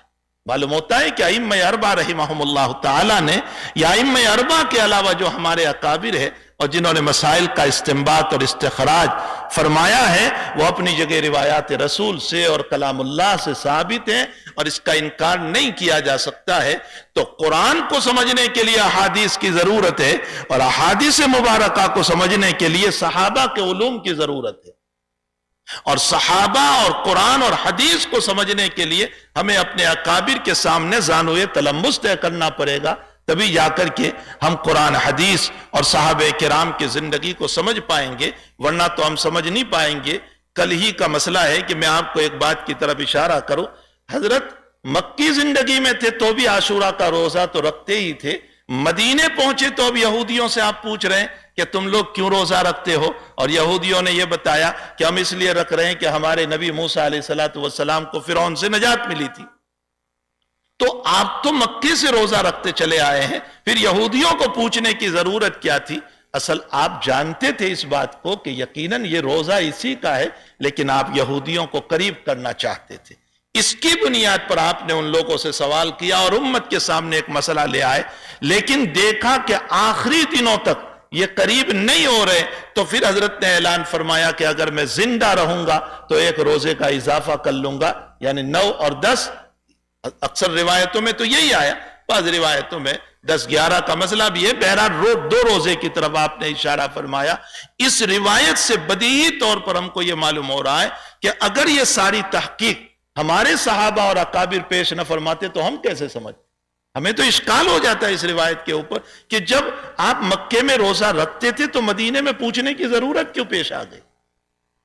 بہرحال میرے عزیزو، یہ مختصر وقت میں ان ساری باتوں کو نہیں کھول سکتے، ہمیں چاہیے کہ ہم محنت سے پڑھیں۔ اس وقت امت جو ہیں آپ کی طرف نگاہ کیے ہوئے ہیں کہ ہمارے مشکل مسائل کے اندر، ہمارے پریشان کن مسائل کے اندر یقیناً یہ علماء اور یہ علماء کی جماعت ہمارا ہاتھ پکڑے گی، ہماری نصرت کرے گی، ہماری مدد کرے گی، اور ہمیں جو ہے ان گناہوں کے دلدل سے نکال کر صحیح رہنمائی کرے گی، دنیاوی مسائل کے اندر، اخروی مسائل کے اندر۔ اور جتنے مسائل پیدا ہوتے جا رہے ہیں اس میں آپ ہی ان کے ہاتھ کو پکڑ سکتے ہیں۔ میں نے آپ نے اگر امت کا ہاتھ نہیں سنبھالا تو مسئلہ یہ ہو جائے گا کہ کل کو میرا آپ کا گریبان ہوگا اور امت یہ کہے گی کہ ہم دلدل میں جا رہے تھے اور آپ سے مسائل کو معلوم کر رہے تھے، لیکن آپ نے نہ ہمیں وقت دیا، نہ آپ نے ہمیں صحیح رہنمائی کی، تو یقیناً اللہ کے سامنے ہماری مجرمانہ شکل ہو جائے گی۔ اس لیے یہ علوم جو آپ نے پڑھے ہیں اور آپ کے اساتذہ نے پڑھائے ہیں، وہ اس لیے نہیں پڑھائے ہیں کہ میں کوئی اپنی شان بتاؤں، اپنی بڑائی بتاؤں، اپنے نام کے فوکس کروں اور اپنے نام کو واضح طور پر دنیا حاصل کرنے کے لیے کروں۔ یہ اس لیے ہیں تاکہ امت کو ہم معین و مددگار ثابت ہو جائیں۔ میں ایک روایت کی طرف اشارہ کر دوں۔ دیکھیے جب خیبر سے صحابی رضی اللہ تعالیٰ عنہ ساری اچھی اچھی کھجوریں لے کر کے آئے، وہ روایت آپ نے بار بار پڑھی بخاری شریف میں، تو حضرت نے فرمایا وَكُلُّ تَمَرِ خَيْبَرَ هَكَذَا، خیبر میں ردی کھجور ہوتی ہی نہیں، ساری بڑھیا بڑھیا کھجوریں لے کر آ گئے اعلیٰ درجے کی۔ تو وہ صحابی کہنے لگے کہ یا رسول اللہ صلی اللہ علیہ وسلم گھٹیا کھجوریں بھی تھی، لیکن میں نے گھٹیا کھجوروں کو، ردی کھجوروں کو نکالا اور 2 سا دے کر 1 سا لی۔ نے فرمایا عین الربا، یہ تو ربا ہے، اس لیے کہ اس طرف بھی کھجور ہے، اس طرف بھی کھجور ہے، جنس ایک ہے، اور جنس کے نو کے ایک ہوتے ہوئے پھر دونوں جو ہیں کیلی بھی ہے، کیل کر کے بیچی جاتی ہے، تو دونوں علت ربا پائی جا رہی ہے، اور علت ربا کی بنیاد پر یہ تو عین ربا ہو گیا، سود ہو گیا، انٹرسٹ ہو گیا، آپ کے لیے جائز نہیں تھا۔ اب یہ آپ نے حرام تو کہا، لیکن اس حرام کے ساتھ آپ نے راستہ بتایا اور فرمایا تم نے ایسا کیوں نہیں کیا کہ تم ردی کھجوروں کو کم پیسوں میں بیچ دیتے اور ان پیسوں سے اچھی کھجوروں کو خرید لیتے۔ جہاں حضرت نے حرام کا مسئلہ بتایا وہاں بچانے کا طریق بھی بتا دیا۔ یہ ہم علماء کی ذمہ داری ہے کہ امت کے لیے ہم رہنمائی پیدا کریں، راستہ پیدا کریں، کوئی راستہ نکالیں، کوئی سبیل نکالیں امت کے لیے، تاکہ امت شریعت کی روشنی میں، دین کی روشنی میں اپنی کمائی کو حلال کرے، اپنی کمائی کو جائز کرے۔ اور ایک بات میں طے شدہ کہتا ہوں کہ جب کبھی کوئی ہمیں مسئلہ پوچھنے آتا ہے اپنی کمائی کے باب میں مسائل کو لے کر، اس کا مطلب ہی یہ ہے کہ اس کے دل کے اندر اس کو شک سا ہو رہا ہے۔ اگر شک نہ ہوتا تو وہ ہمیں پوچھتا ہی کیوں؟ وہ کرتا رہتا دنیا کے مسائل کو، لیکن اس کا پوچھنا اس بات کی دلیل ہے کہ یقیناً اس کے دل کے اندر اس مسئلے کے اندر تذبذب ہو رہا ہے، شک ہو رہا ہے۔ تو ایسے موقع پر وہ بہت جلد آپ کی بات کو مانے گا اگر آپ نے دلائل کی روشنی میں اس کو سمجھایا۔ اللہ تبارک و تعالی آپ لوگوں سے خوب دین کی خدمت لیں اور قدم قدم پر آپ کی نصرت و مدد فرمائیں۔ حضرت امام رضی اللہ تعالیٰ عنہ نے اس آخری باب کے اوپر جو اپنی کتاب کو ختم فرمایا، باب قول اللہ تعالی وَنَزَعُ الْمَوَازِينَ الْقِسْطَ لِيَوْمِ الْقِيَامَةِ، یا تو امام اس مسئلے کی طرف اشارہ فرما رہے ہیں کہ جیسے کلام کی کتابیں ہوتی ہے جس کے اندر میزان پر بھی گفتگو ہوتی ہے اور اس کے علاوہ توحید پر گفتگو، رسالت پر گفتگو، اسی طرح کی یہ بھی ایک کتاب ہے، گویا علم کلام کی قبیل سے ہو گئی. جیسے شرح قائد ہے یہ بھی اسی طرح کی ہو گئی. یا پھر امام رحمت اللہ علیہ بالقصد اس کو اخیر میں لائے اور اخیر میں لا کر کے اس بات کی طرف اشارہ فرمایا کہ اس باب پر میں اپنی کتاب کو اس لیے ختم کر رہا ہوں کہ زندگی کا آخری مسئلہ جو ہے تمہارا وزن کا ہوگا، اس لیے اپنی زندگی کو تول تول کر گزارو. ہم نے ہمارے شیخ حضرت شیخ یونس صاحب رحمت اللہ علیہ سے مجلس میں سنا کہ حضرت شاہ عبد القادر صاحب رائے پوری رحمت اللہ علیہ، یہ تو ان اکابر نے خیر بروں کو دیکھا ہے، ہم کہاں اپنے بروں کو دیکھتے. حضرت رائے پوری رحمت اللہ علیہ اپنی مجلس میں اکثر یہ فرمایا کرتے تھے، بھائی تزکیے کے بغیر جنت نہیں ہو سکتی. فرمایا تزکیے کے بغیر جنت میں داخلہ نہیں ہو سکتا. یا تو دنیا میں تزکیہ کر لو اپنا، اور اگر دنیا میں تزکیہ نہیں کرو گے تو برزخ میں ہوگا، وہ اللہ کی طرف سے عذاب کی شکلیں قبر کے اندر، برزخ کے اندر، اس سے تزکیہ ہوگا. اور اگر وہاں بھی تزکیہ نہ ہو سکا کثرت معاصی کی بنیاد پر تو پھر عالم حشر میں تزکیہ ہوگا. اور اگر وہاں بھی تزکیہ ذلتیوں کے ساتھ نہ ہو سکا، جہاں ماں کے سامنے رسوائی، باپ کے سامنے رسوائی، استاذ کے سامنے رسوائی اور اپنے سارے بڑوں کے سامنے رسوائی، اس سے بھی اگر تزکیہ نہ ہو سکا تو پھر جہنم میں تزکیہ ہو. تزکیے کے بغیر تو جنت میں جا ہی نہیں سکتے. فرمایا برزخ کا اور حشر کا، یہ حضرت شاہ رائے پوری رحمت اللہ علیہ کا مرفوظ ہے، برزخ کا اور حشر کا اور جہنم کا تزکیہ بڑا خطرناک ہے، برداشت نہیں کر سکو گے. اس کے بجائے دنیا ہی میں تزکیہ کر لو، یہیں اپنے قلب کو صاف کر لو، یہیں اپنے دل کو حسد سے، بغض سے، نفرتوں سے، کینوں سے، دشمنیوں سے صاف کر لو، یہیں اللہ کے نیک بندے بن جاؤ، یہیں اس رب کو راضی کر لو. یہاں کا تزکیہ آسان ہے اس تزکیے کے مقابلے، وہ تزکیہ بڑا مشکل ہے. اور اسی لیے اکابر کے وہاں جو لوگ جایا کرتے ہیں وہ تزکیے کے لیے جاتے ہیں. جو بزرگان دین اکابر کے وہاں جایا کرتے ہیں وہ تزکیے کے لیے. حضرت مولانا مزی اللہ خان صاحب رحمت اللہ علیہ کے وہاں انہوں نے بھی، مفتی صاحب نے وقت گزارا ہے، حضرت مفتی اسلم صاحب دامت برکاتہم نے بھی وقت گزارا، ایک لمبا وقت گزارا. اس کے علاوہ حضرت مولانا قاسم صاحب اور جتنے ہمارے مفتی آدم صاحب اپنے بزرگوں کے وہاں اپنے تزکیے کے لیے، اپنے قلب کی صفائی کے لیے، یہ اسی لیے تاکہ دنیا میں تزکیہ ہو جائیں اور آخرت کے تزکیوں سے ہم صاف ہو جائیں. ورنہ آخرت کے جہنم کا ایک لمحہ دنیا کے 50,000 سال سے خطرناک ہو. تو عزیزو دنیا میں تزکیہ کر لو، اہل اللہ سے تعلق رکھو، اللہ والوں کی صحبت میں بیٹھا کرو. ظاہر سی بات ہے کہ جس کے پاس بیٹھو گے اسی طرح کی دل کے اندر باتیں پیدا ہوتی ہے. اہل دنیا کے پاس بیٹھو گے، دنیا کے تذکرے سے آج ایک مکان لے لوں، کل 2 دکان لے لوں، پرسوں 4 دکان لے لوں، اسی کے ہوس پیدا ہوا کرتی ہے. تو دنیا میں جن کے پاس بیٹھو گے انہی کے تذکروں سے ہمارا قلب بھرا رہے گا. اہل اللہ کی صحبت سے آخرت کی یادیں پیدا ہوگی، اللہ کی یادیں پیدا ہوگی اور آخرت کی فکر پیدا ہوگی، اور نبی علیہ السلام کی مبارک زندگی ہماری زندگیوں میں آئے گی.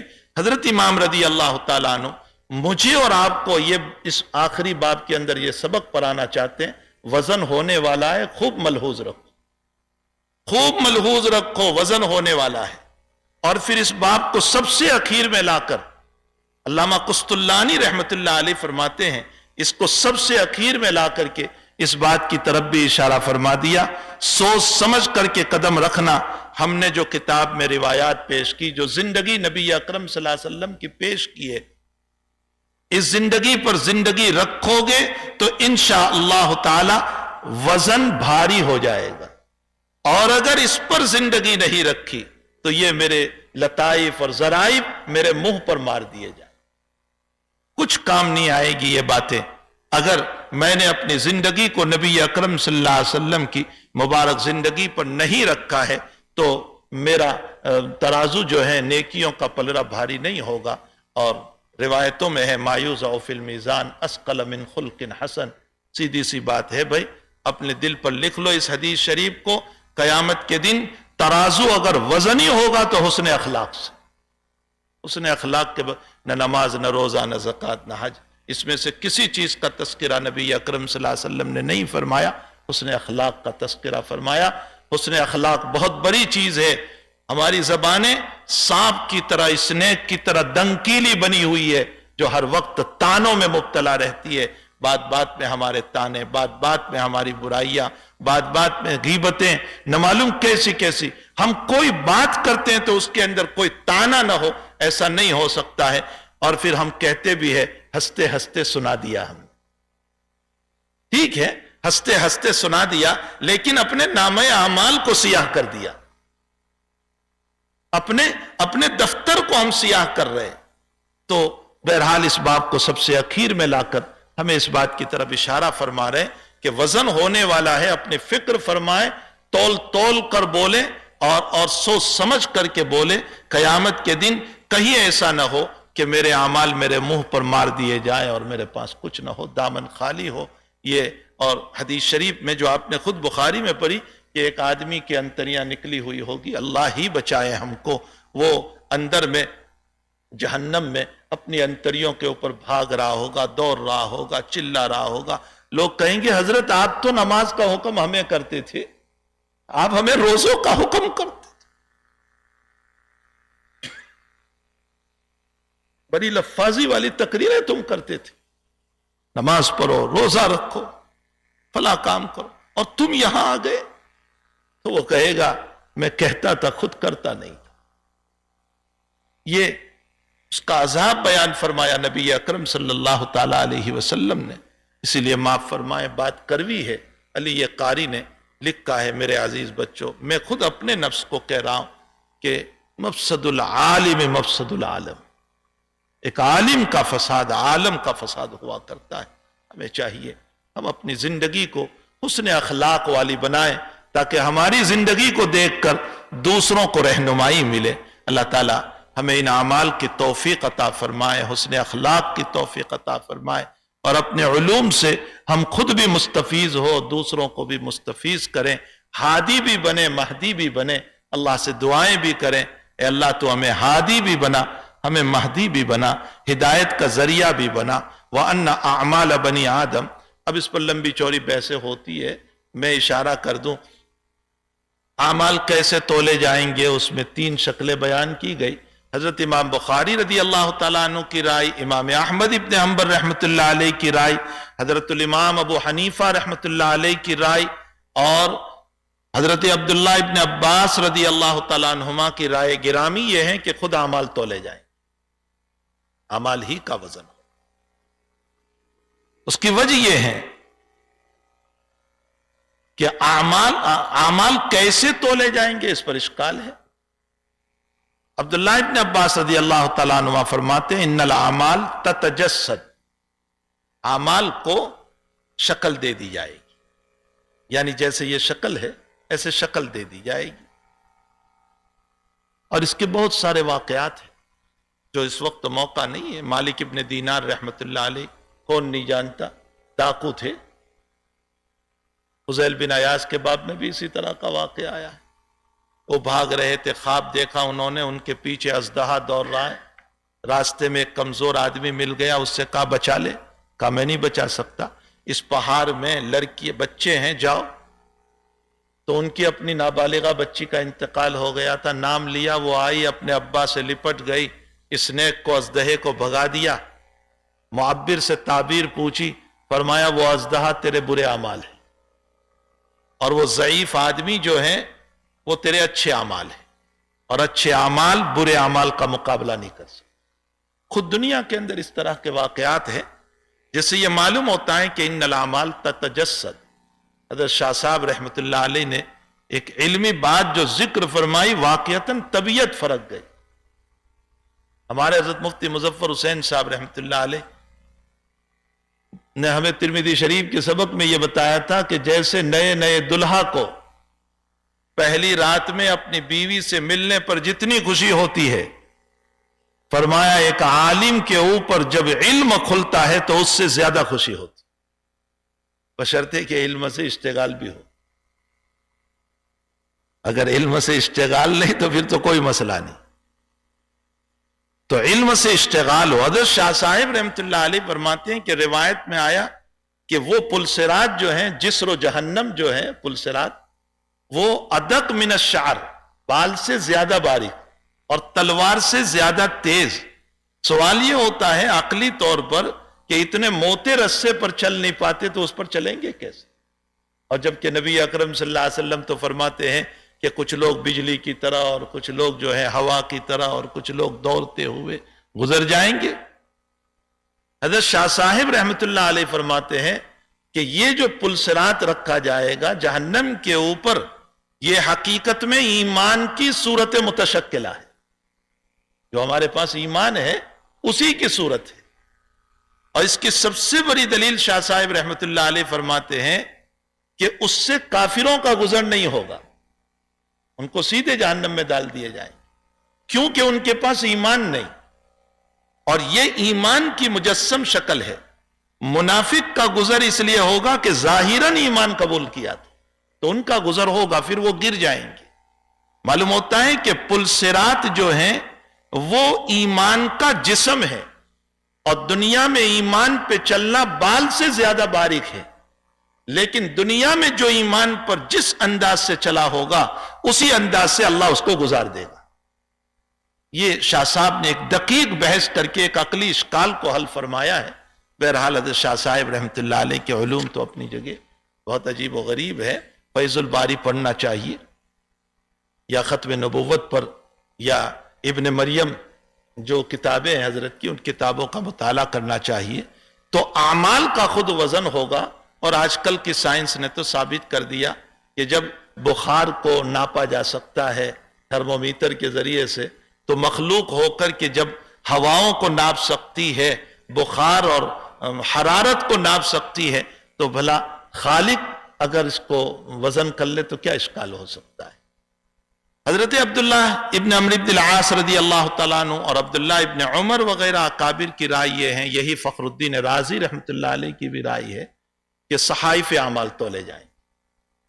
صحائف اعمال کا مطلب یہ ہوتا ہے کہ جس میں ہمارے اعمال لکھے جاتے ہیں وہ صحائف تولے جائیں گے۔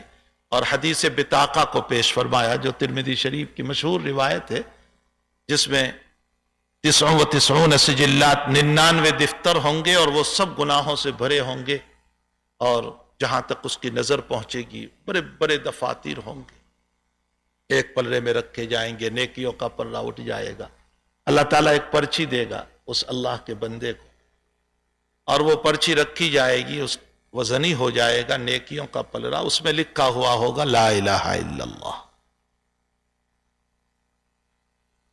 نبی علیہ الصلوۃ والسلام فرماتے ہیں اللہ کے نام کے مقابلے میں کوئی چیز وزنی ہو ہی نہیں سکتی، ما اسقل، کوئی چیز وزنی ہو ہی نہیں سکتی، اس کی مغفرت ہو جائے گی اس کے اوپر۔ اب یہ کلمہ کون سا ہوگا؟ بعض کہتے ہیں کہ زندگی میں جو اخلاص سے پڑھا ہے۔ شیخ الاسلام ابن تیمیہ رحمۃ اللہ علیہ فرماتے ہیں کہ آخری وقت کا کلمہ، اور انسان کو آخری وقت میں اخلاص ہوتا ہی ہے، اس لیے وہ اخلاص والا کلمہ ہے۔ اسے یہ ثابت کیا ہے کہ دفاتر اعمال تولے جائیں گی۔ تیسرا قول جو ہے وہ خود انسان کو تولا جائے گا، لیکن یہ مرجوح قول ہے۔ اس کے بعد اجمالاً ایک بات اور سمجھ لیں، 70,000 وہ افراد ہیں جن کا وزن نہیں ہوگا، اور وہ بغیر وزن کے جنت میں جائیں گے۔ روایت میں آپ نے پڑھ لیا ہم الذین لا یسترقون ولا یتطیرون وعلی ربہم یتوکلون، کامل طور پر اللہ پر ایمان رکھتے ہیں وہ لوگ ہیں۔ اس کے علاوہ تمام مسلمانوں کا وزن ہوگا، کافروں کا وزن ہوگا یا نہیں؟ ایک قول یہ ہے کہ وزن ہوگا۔ حکیم ترمذی رحمۃ اللہ علیہ نے نوادر الاصول میں یہی لکھا ہے کہ وزن ہوگا ان کا بھی، ان کی زندگی کی نیکیوں کو رکھا جائے گا، لیکن کفر کے مقابلے میں کوئی وزن نہیں ہوگا اس کا، اور قرآن سے اس کا ثبوت ہے۔ اما من ثقلت موازینہ فہو فی عیشۃ راضیہ واما من خفت موازینہ فامہ ہاویہ۔ قرآن سے ثبوت ہے کہ کافروں کا بھی وزن ہوگا۔ اس کے ساتھ بعض اکابر کی رائے یہ ہے کہ کافروں کے اعمال کا وزن نہیں ہوگا اور ان کو سیدھے جہنم میں داخل کر دیے جائیں گے۔ واللہ سبحانہ وتعالی عالم وعلمہ اتم۔ ایمان کا وزن ہوگا یا نہیں؟ حدیث بطاقہ کی بنیاد پر بعض لوگوں کی رائے یہ ہے کہ ایمان کا بھی وزن ہوگا، اس لیے کہ وہ لا الہ الا اللہ کی پرچی رکھتے۔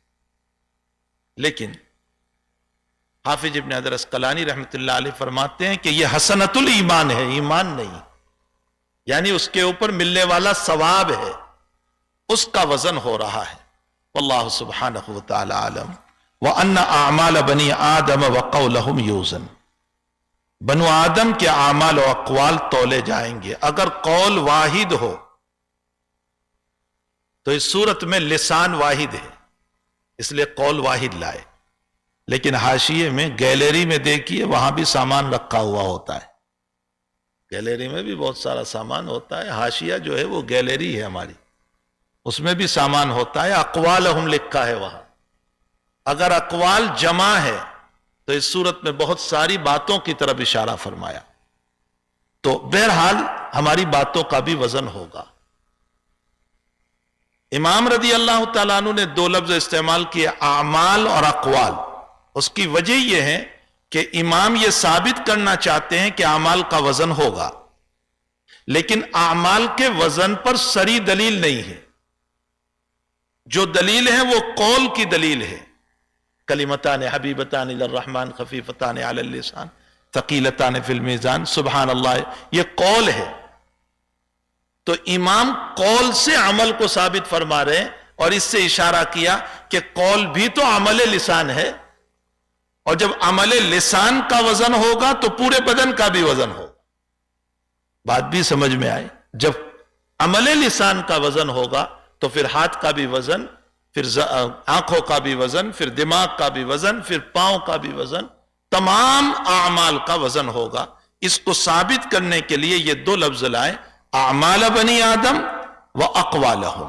اعمال کا بھی وزن ہوگا، اقوال کا بھی وزن ہوگا۔ وقال مجاہد القسطاس والعدل بالرومیہ، مجاہد کہتے ہیں کہ قسطاس کا معنی عدل کا ہے رومی زبان میں۔ معلوم ہوتا ہے غیر عربی الفاظ قرآن کریم میں ہیں جس کی تعداد قریباً 111 ہے۔ سب سے پہلے اس کے اوپر علامہ سبکی رحمۃ اللہ علیہ نے کلام فرمایا اور قریباً 27 الفاظ شمار فرمائے۔ ان کے بعد حافظ صاحب رحمۃ اللہ علیہ سبکی نے 24 الفاظ شمار فرمائے، پھر حافظ ابن حجر عسقلانی تشریف لائے، انہوں نے 27 الفاظ کا اضافہ کیا، پھر سیوطی نے 67 الفاظ کا اضافہ کیا، 111 کے قریب ہو گئے۔ بہرحال قرآن کریم میں غیر عربی الفاظ ہیں، لیکن وہ چونکہ عرب میں استعمال ہونے لگے معرب ہو گئے، اور اس پر بھی عربی کا اطلاق ہونے لگا، اگرچہ حضرت امام شافعی رضی اللہ تعالیٰ عنہ اس بات کے قائل ہیں کہ قرآن کریم میں کوئی غیر لفظ نہیں ہے، یہی بخاری کی بھی رائے ہے، اور باب فضائل القرآن میں ہے قرآن عربیہ بلسان عربی مبین، اس میں اسی مسئلے کو ثابت کیا۔ وقال مجاہد القسطاس والعدل بالرومیہ ویقال القسط مصدر المقسط، کہا جاتا ہے کہ قسط مقسط کا مصدر ہے۔ اقسط یقسط اقساط، اقساط مصدر آتا ہے، قسط مصدر نہیں آتا، یہ بے حسب زوائد ہے، یا اصل مادہ بتانا مقصود ہے۔ بعض علماء فرماتے ہیں کہ قسط بے کسر القاف عدل کا معنی، اور قسط بے فتح القاف ظلم کا معنی، ظلم کا معنی۔ وَأَمَّا الْقَاسِطُونَ فَكَانُوا لِجَهَنَّمَ حَطَبًا، اسی سے آیا ہے۔ اگر مقسط کو قسط سے مان لیں تب تو قسط کا معنی بھی عدل اور مقسط کا معنی بھی عدل، لیکن اگر مقسط کو قسط سے مانے، قسط، تو اس صورت میں ہم یہ کہیں گے کہ مقسط باب افعال ہیں، اور باب افعال کا خاصہ سلب ماخذ ہے، اور سلب ماخذ کا معنی اخذ ظلم، ظلم کو کھینچ لینا، اور جب ظلم کو کھینچ لیا تو عدل ثابت ہو گیا، اس لیے مقسط کا معنی عدل کر دیا گیا اگر قسط سے مانتے ہیں تو، اور اگر قسط سے مانتے ہیں تو پھر کسی تعویل کی ضرورت نہیں پڑتی ہے۔ وَأَمَّا الْقَاسِطُ فَهُوَ الْجَائِرُ سے اسی بات کی طرف اشارہ فرما رہے ہیں کہ قاسط کا معنی ظلم کا ہوا کرتا ہے۔ میں نے پہلے بھی ابھی گزشتہ ہفتے سنایا تھا کہ جب سعید ابن زبیر رحمۃ اللہ علیہ کو حجاج ابن یوسف نے پکڑا اور پکڑنے کے بعد پھانسی دینے سے قبل کہا کہ میرے باب میں کیا رائے ہے، تو سعید ابن زبیر نے فرمایا انت قاسط وعادل۔ حجاج بڑا حافظ قرآن تھا، اس نے کہا کہ یہ مجھ کو ظالم بھی کہتا ہے اور کافر بھی کہہ رہا ہے۔ کیسے ظالم؟ کہا یہ قاسطن جو مجھے کہا ہے نا، یہ وَأَمَّا الْقَاسِطُونَ سے لے رہا ہے، وَقَانُوا لِجَهَنَّمَ حَطَبًا، اور یہ عادل جو مجھے کہہ رہا ہے نا، یہ عدل سے نہیں، هُمُ الَّذِينَ كَفَرُوا بِرَبِّهِمْ يَعْدِلُونَ، یہ یعدلون مراد لے رہا ہے، مجھے کافر کہہ رہا ہے۔ بہرحال اس نے سعید بن زبیر کو شہید کر دیا، اور بڑا درد انگیز ایک واقعہ ہے۔ سعید بن زبیر رحمۃ اللہ علیہ کون شخصیت تھی، وہ ایک مستقل تاریخ ہے، آپ کی تاریخ۔ ہمیں اپنے بزرگوں کی، اپنے اکابر کی، تابعین کی، صحابہ کی سوانح کو بھی پڑھنا چاہیے، اس سے بہت کچھ زندگی میں نیک اعمال کی توفیق ہوتی ہے، ان کی زندگیوں کو پڑھنا چاہیے۔ وبی قال حدثنا احمد بن اسقاق قال حدثنا محمد بن فضیل عن عمارة بن القعقاع عن ابی زرعۃ عن ابی ہریرہ رضی اللہ تعالی عنہ قال قال النبی صلی اللہ تعالی علیہ وسلم کلمتان حبیبتان الی الرحمن خفیفتان علی اللسان ثقیلتان فی المیزان سبحان اللہ وبحمدہ سبحان اللہ العظیم۔ حضرت ابو ہریرہ رضی اللہ تعالیٰ عنہ فرماتے ہیں کہ نبی اکرم صلی اللہ علیہ وسلم نے فرمایا دو کلمے ہیں رحمان کو محبوب ہیں۔ ظاہر سی بات ہے کہ جو محبوب ہوں گے وہ محبت بھرے کلام سے اللہ تعالیٰ ثواب سے بھی نوازے گا، اس لیے فرمایا خفیفتان علی اللسان۔ اچھا رحمان کو محبوب ہے تو وزن بھی اس کا بہت ہوگا، پڑھنے میں مشکل ہی ہوگی۔ ارشاد فرمایا نہیں، ہلکے پھلکے ہیں، زبان بہت آسان ہے، خفیفتان علی، لیکن ہلکے پھلکے ضرور ہے، آسان ضرور ہے، ترازو میں بہت بھاری ہے۔ یہ ہیں استدلال امام بخاری رحمۃ اللہ علیہ، ثقیلتان فی المیزان، یعنی اعمال تولے جائیں گے، میزان میں یہ بھاری ہوں گے۔ اور وہ دو کلمے ہیں سبحان اللہ وبحمدہ سبحان اللہ العظیم۔ یہ روایت آپ اس سے پہلے بھی کتاب الرقاق میں پڑھ چکے، تقدم و تاخر کے ساتھ سبحان اللہ العظیم سبحان اللہ وبحمدہ۔ مجھ پر ابھی رمضان میں ایک صاحب کا فون آیا کہ کچھ علماء اس پر بحث کر رہے ہیں کہ ذکر میں لا الہ الا اللہ وحدہ لا شریک لہ افضل ہے یا سبحان اللہ وبحمدہ سبحان اللہ العظیم۔ یہ بھی کوئی بحث نہیں، بلا مبالغہ وہ پورا، یعنی وہ جو ہے واٹس ایپ پر اس پر بحث چل رہی کہ یہ افضل ہے یا یہ افضل ہے۔ تو خیر جن صاحب کا فون آیا تھا وہ کہہ رہے تھے کہ اس پر تو کچھ کہے کہ کون سا افضل ہے۔ میں نے کہا یہ کوئی بحث کی چیز ہی نہیں ہے، لا الہ الا اللہ وحدہ میں بھی توحید ہے، اور سبحان اللہ وبحمدہ سبحان اللہ العظیم میں بھی لا الہ الا اللہ ہے۔ حضرت امام رضی اللہ تعالیٰ عنہ جو کتاب ختم فرما رہے ہیں، آپ نے اس پوری کتاب و بدیع الخلق کو دو طرح کی صفتیں بیان کرنے میں بیان فرمایا، صفت سلبیہ، صفت ثبوتیہ۔ صفت سلبیہ کا معنی ہوتا ہے اللہ کو نقائص سے پاک قرار دینا، اللہ حی ہے، موت طاری نہیں ہوگی، یہ صفت سلبیہ ہے۔ اور صفت ثبوتیہ کا معنی اللہ کے لیے خوبیوں کو ثابت کر۔ تو صفت سلبیہ اور صفت ثبوتیہ، سبحان اللہ میں صفت سلبیہ ہے، تمام نقائص سے پاک، وبحمدہ صفت ثبوتیہ، اللہ کے لیے ساری صفات خوبیوں کو ثابت کرنا۔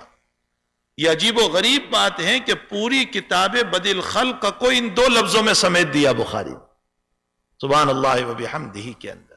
سبحان اللہ العظیم اس کی تکرار ہے، تو سبحان اللہ میں نقائص سے پاک قرار دو، یہ لا الہ ہو گیا، اور وبحمدہ میں خوبیوں کو ثابت کرو، یہ الا اللہ ہو گیا۔ تو یہ بھی لا الہ الا اللہ ہے، وہ بھی لا الہ الا اللہ وحدہ لا شریک ہے۔ اب یہ بحث کرنا کہ یہ افضل ہے یا یہ افضل ہے، یہ فضول اور عبث کی باتیں ہیں، بیکار کی باتیں ہیں، یہ بحثوں کی چیزیں نہیں ہیں۔ بحثوں کی چیزیں تو یہ ہیں کہ اس وقت ذہنی ارتداد پھیلا ہوا ہے، لوگ ذہنی اعتبار سے مرتد ہو رہے ہیں، اللہ کے باب میں شبہ ہے، نبی کے باب میں شبہ ہے، حضور پاک صلی اللہ علیہ وسلم کی ختم نبوت پر شبہ ہے، مسائل پر شبہ ہے، یہ ذہنی ارتداد پھیلا ہوا ہے۔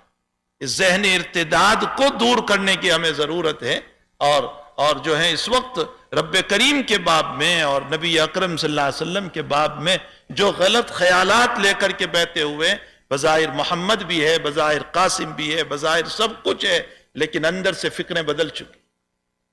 اس پر ہمیں محنت کرنے کی ضرورت ہے۔ امت کو یہ نہ بتاؤ کہ یہ افضل ہے، نہ یہ افضل ہے۔ آپ واٹس ایپ پر جاؤ گے تو بہت ساری باتیں، آج یہ وظیفہ پڑھ لو یہ مل جائے گا، یہ وظیفہ پڑھ لو یہ۔ امت کو وظائف میں ڈال دیا، اور حال یہ ہو گیا کہ امت یہ سوچ رہی ہے کہ وظیفے پڑھ لو، نماز چھوڑ دو گے تو بھی کچھ نہیں ہوگا۔ یہ سب نوافل ہیں، تابع فرائض ہے۔ اگر فرائض نہیں ہے تو نوافل سے کچھ نہیں ہوگا۔ اصل قربت خداوندی کی جو نصیب ہوتی ہے وہ فرائض سے ہوتی ہے۔ ان العبد یتقرب الی اللہ تعالی بالفرائض، امام بخاری نے خود روایت نقل فرمائی، فرائض سے قربت ہوا کرتی ہے۔ یہ سب نوافل ہے، اور نوافل سے قربت نہیں ملتی، وہ تو فرض کے تابع ہوا کرتا ہے۔ اگر فرائض کے ساتھ نوافل ہے، وظائف ہے، یہ سب کچھ ہے تو بہت اچھی بات ہے، اور اگر فرائض نہیں ہے تو اس صورت میں بیکار اور عبث کی باتیں ہیں۔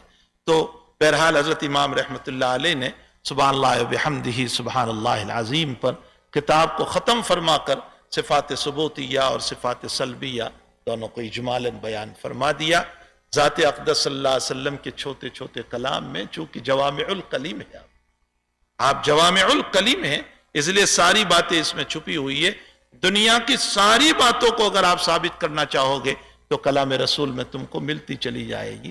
بہت اچھی بات حضرت امام غزالی رحمۃ اللہ علیہ نے لکھی ہے، میں اس کی طرف اشارہ کر دوں کہ حضرت یوسف کے حسن کو دیکھ کر جو انگلیاں کاٹ دی تھی، اس پر حضرت عائشہ رضی اللہ تعالیٰ عنہ نے جو یوں کہا، لواہی زلیخا لو رأین جبینہ لرأیت قطع القلوب علی الیدین، فرمایا کہ زلیخا اور اس کی سہیلیوں نے وہ جو انگلیاں کاٹ دی، اگر ہمارے آقا صلی اللہ علیہ وسلم محمد الرسول اللہ صلی اللہ علیہ وسلم کو دیکھ لیتی تو اپنے دل کو کاٹ لیتی۔ حضرت امام غزالی رحمۃ اللہ تعالیٰ علیہ اس پر ایک عجیب و غریب بات لکھتے ہیں۔ حضرت فرماتے ہیں کہ انگلیوں کا کاٹنا یہ جز ہے بدن کا، اور قلب کا کاٹنا یہ دل ہے اصل۔ فرمایا کہ حضرت عائشہ نے اشارہ فرمایا کہ محمد الرسول اللہ پوری دنیا کا قلب ہے، اور حضرت یوسف اس کا جز ہے۔ ظاہر سی بات ہے وہاں جز ہی کٹ سکتا ہے، اور یہاں محمد الرسول اللہ پر اصل ہی کٹ سکتا ہے۔ یہ کیسا دقیق نقطہ پیش کیا ہے ذات اقدس صلی اللہ تعالیٰ علیہ وسلم کے اوپر کہ یقیناً آپ کی ذات پر دل کا کتوانا یہ حضرت کی ذات ہی ایسی ہے۔ تو آپ کی ان باتوں کے اندر ساری باتیں چھپی ہوئی ہے، مخفی ہے، ساری باتیں نکلتی چلی جائے گی۔ حضرت امام رضی اللہ تعالیٰ عنہ اپنی کتاب کا اختتام، اصل تو وہ ترمذی شریف کی روایت کی طرف اشارہ کرنا چاہتے ہیں، سبحان اللہ بحمدہ سبحانک اللہم و بحمدک استغفرک و اتوب الیک۔ مجلس کا اختتام ہو تو وہ پڑھ لیا کرو، لیکن وہ بخاری کی شرط پر نہیں، بخاری کی شرط پر تو بہت دور کی بات، مسلم کی شرط پر بھی نہیں۔ تو حضرت امام رحمۃ اللہ علیہ نے اپنی حدیث سے استغفار کی طرف اشارہ فرمایا۔ کیسے استغفار کیا؟ سبحان اللہ، اللہ تیری ذات پاک ہے، محمد ابن اسماعیل نقائص سے بھرا ہوا، اللہ میں معافی چاہتا ہوں سے، اگر مجھ سے اس کتاب کی تصنیف میں، روایتوں کے بیان کرنے میں، باب کے مسائل کو ذکر کرنے میں مجھ سے کوئی غلطی ہو گئی ہو تو تو مجھے معاف کر دے۔ تو یہ استغفرک کی طرف بھی اشارہ فرما۔ ہم سب بھی اس وقت، ہم نے بخاری شریف ختم کی ہے، ہم بھی اللہ سے استغفار کر رہے ہیں، اے اللہ ہم سے بھی جو پڑھنے میں پڑھانے میں قصور ہوئے ہیں اپنے فضل سے تو معاف فرما دے۔ کچھ مناسبات بدایہ و نہایہ میں، یہ خاص طور پر بخاری ہی کے اندر ہے، باقی اور کتابوں میں یہ باتیں نہیں ہیں، چونکہ امام بخاری رضی اللہ تعالیٰ عنہ نے برات اختتام کا خاص اہتمام فرمایا ہے۔ برات اختتام کا معنی جب کوئی کتاب ختم کریں تو اس کے اخیر میں کوئی ایسی حدیث شریف لے آئے جس کا کوئی لفظ اس کتاب کی اختتام کی طرف اشارہ کرتا، اس کو کہتے ہیں برات اختتام۔ پھر اس میں دو بڑے میاں کا، دو بزرگوں کا جھگڑا ہے، ایک حافظ ابن حجر، ایک مولانا محمد زکریا صاحب رحمہم اللہ تعالی۔ حافظ صاحب رحمۃ اللہ علیہ فرماتے ہیں کہ برات اختتام کتاب، حضرت شیخ فرماتے ہیں برات اختتام انسان کے اختتام کی طرف اشارہ۔ جیسے میں نے آپ کو وہاں ذکر کیا تھا کہ جب کتاب التیمم ختم فرمایا تو آخری حدیث جو لائے ہیں اس کا آخری لفظ ہے علیک بالسعید۔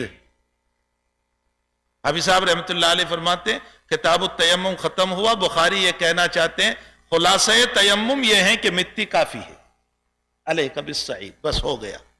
حضرت شیخ فرماتے ہیں کہ امام بخاری اشارہ کرنا چاہتے ہیں علیک بالسعید، تجھے اخیر میں مٹی میں جانا ہے، موت تجھے لازم ہے، اس لیے اپنی زندگی کو درست کر لے۔ تو بدایہ و نہایہ اور برات اختتام کی طرف خاص توجہ امام رحمت اللہ علیہ نے فرمائی ہے۔ امام بخاری رحمت اللہ علیہ نے سب سے پہلے کتاب کا آغاز جو فرمایا وہ کتاب الایمان سے فرمایا اور ایمانیات کے اہم مسائل پر ختم فرمایا۔ یہ تو کتاب سے مناسبت ہو گئی کہ ایمان سے شروع کر کے ایمان کے اہم مسائل پر ختم فرمایا۔ نمبر 2، انما الاعمال بالنیات والی حدیث سے شروع فرما کر وزن اعمال والی روایت پر ختم فرمایا اور اشارہ کیا اس بات کی طرف نیت ہی کے اوپر وزن ہونے والا ہے۔ نیت صحیح ہے تو وزن صحیح، نیت غلط ہے تو وزن نہیں۔ نمبر 3، پہلی روایت بھی غریب ہے اور آخری حدیث بھی غریب ہے۔ حدیث غریب سے شروع فرمایا، حدیث غریب پر اختتام فرمایا۔ نمبر 4، پہلی روایت میں امام بخاری کے استاد حمیدی ہے اور آخری روایت میں بخاری کے استاد احمد ہے اور دونوں کا مادہ حمد ہے۔ اشارہ فرمایا کہ میں نے پوری کتاب میں کوشش کی ہے کہ نیت محمودہ کے ساتھ چلوں تاکہ اللہ مجھے دار الحمد میں داخل کرے، جنت میں، جہاں کہا جائے وآخر دعوانا ان الحمد للہ رب العالمین۔ ہمیں بھی اشارہ کیا کہ نیت محمودہ سے زندگی گزارنا۔ 5ویں مناسبت، حمیدی مکی ہے اور احمد حضرمی ہے اور حضرم یمن میں آیا اور انصار یمنی ہے۔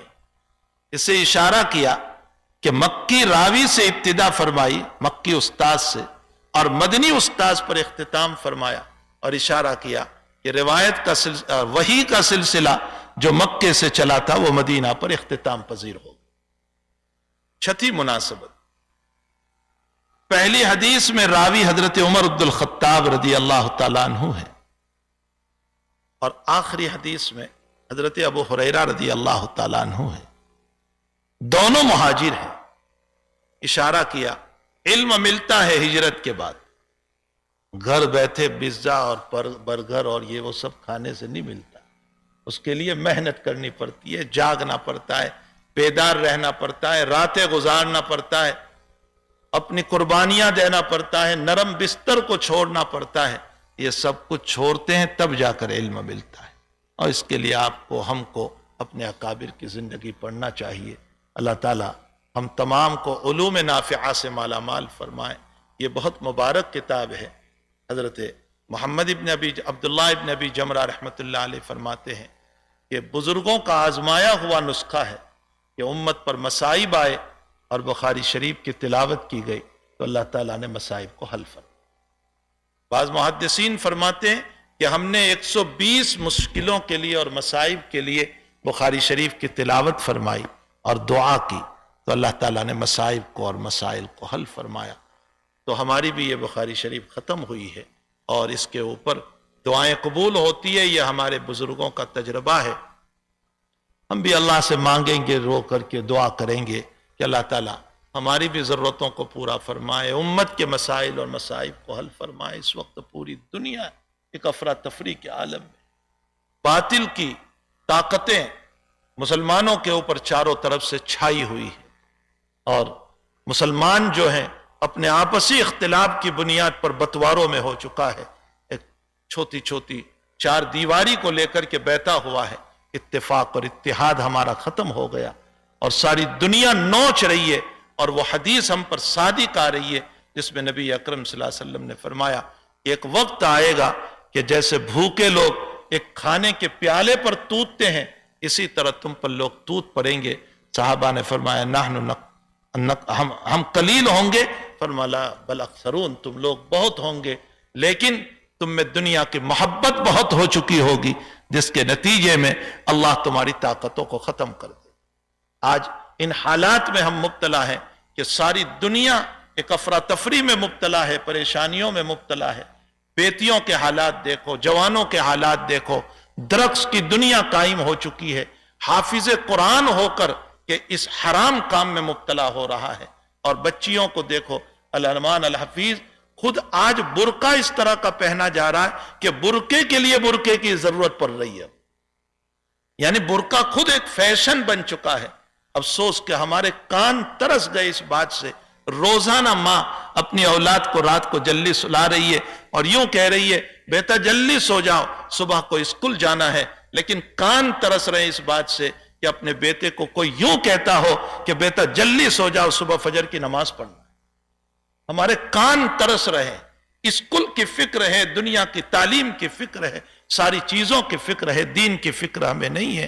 یہ مدارس، یہ جامعات، یہ اللہ کی نعمت عظمیٰ ہے، سمجھیے یہ نعمت عظمیٰ ہے کہ اس کے ذریعے سے اللہ تعالیٰ بچیوں کے ایمان کو، بچوں کے ایمان کو، جوانوں کے ایمان کو محفوظ رکھتے۔ یہ ایک بہت بڑی دولت ہے، اور پوری دنیا کے آپ جو 6 بر اعظم ہیں، پوری دنیا میں آپ چلے جائیں، الحمدللہ یہ دیوبند کا فیض ہے جو ڈائریکٹ یا ان ڈائریکٹ اکابر دیوبند سے جڑا ہوا۔ جتنے بیٹھے ہوئے یہاں، جتنے دارالعلوم چل رہے ہیں، یہ سارے کے سارے یا تو براہ راست دیوبند کا فیض ہے یا ان ڈائریکٹ دیوبند کا فیض ہے۔ اللہ ہمارے ان اکابر کی زندگیوں کو، ان کی قبروں کو نور سے منور فرمائے کہ جن کا فیض 6 بر اعظم کے اندر پھیلا ہوا ہے۔ میں فیضی گیا، میں خود اپنا واقعہ بیان کروں، میں فیضی گیا، وہاں بھی اکابر دیوبند کا فیض پہنچا ہوا ہے، جو دنیا کا آخری کونا ہے وہاں بھی اکابر دیوبند کا فیض پہنچا ہوا ہے۔ اور کیوں نہ ہو، میرا نبی سلمان فارسی کی پشت پر ہاتھ مار کر یوں کہہ گیا ہے کہ یہ دین اور ایمان اجمیوں سے چلنے والا ہے، عربوں سے نہیں، اجمیوں سے چلنے والا ہے۔ اسی لیے ساری کتاب بھی دیکھ لیں اجمی ہے، اور الحمدللہ فیض دیوبند ساری دنیا کے اندر جو قائم ہے وہ بھی اجمیوں کا فیض ہے، علم حدیث ہو یا علم تفسیر ہو یا علم فقہ ہو۔ بہرحال یہ مدارس اور یہ جامعات جو ہیں وہ اللہ کی ایک عظیم دین ہے، عظیم نعمت ہے، اس کی قدر کرو۔ اگر ہم قدر کریں گے تو انشاءاللہ تعالی یہ نعمت اور پھلے گی پھولے گی، اور اس کے ذریعے سے لوگ مستفیض ہوں گے۔ اور اگر ہم نے قدر نہیں کی تو لئن شکرتم لازیدنکم ولئن کفرتم ان عذابی لشدید۔ اللہ ان نعمتوں کو چھین کر، ان لوگوں کو مسلمان بنا کر اللہ تعالیٰ ان کے حوالے کر دے گا۔ بات کروی ہے، یاد رکھیے، قرآن یہ کہہ رہا ہے کہ اگر تم میرے نہ بنے تو نتیجہ یہ ہوگا کہ میں اپنے ان بندوں کو ایمان دے دوں گا جو ایمان میں نہیں ہے، اور پھر وہ تمہاری طرح نہیں ہوں گے۔ تمہاری طرح نہ ہونے کا مطلب یہ ہے تم سے بہت اعلیٰ ہوں گے، تم سے بہت اونچے مقام۔ اللہ تعالیٰ ہم تمام کو ان جامعات کی، ان مدرسوں کی، ان دینی درسگاہوں کی، ان مکاتب کی، ان علماء کی قدر کرنے کی ہم سب کو توفیق عطا فرمائے۔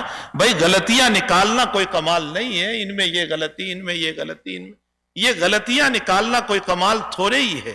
غلطی کو نہ دیکھو، بہرحال یہ کوئی نبی تو ہے نہیں، یہ کوئی نبی معصوم ہوتا ہے جن سے کوئی غلطی نہیں ہوتی ہے، باقی دنیا میں ہر ایک سے غلطی ہوتی ہے۔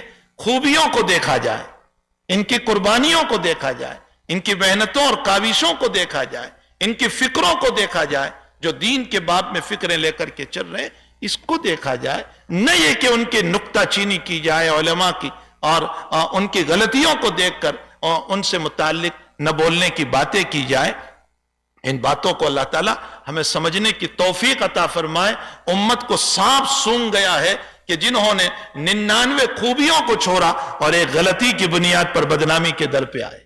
اللہ تعالیٰ ہمیں صحیح سمجھ عطا فرمائے۔ غلطی ہر ایک سے ہوتی ہے۔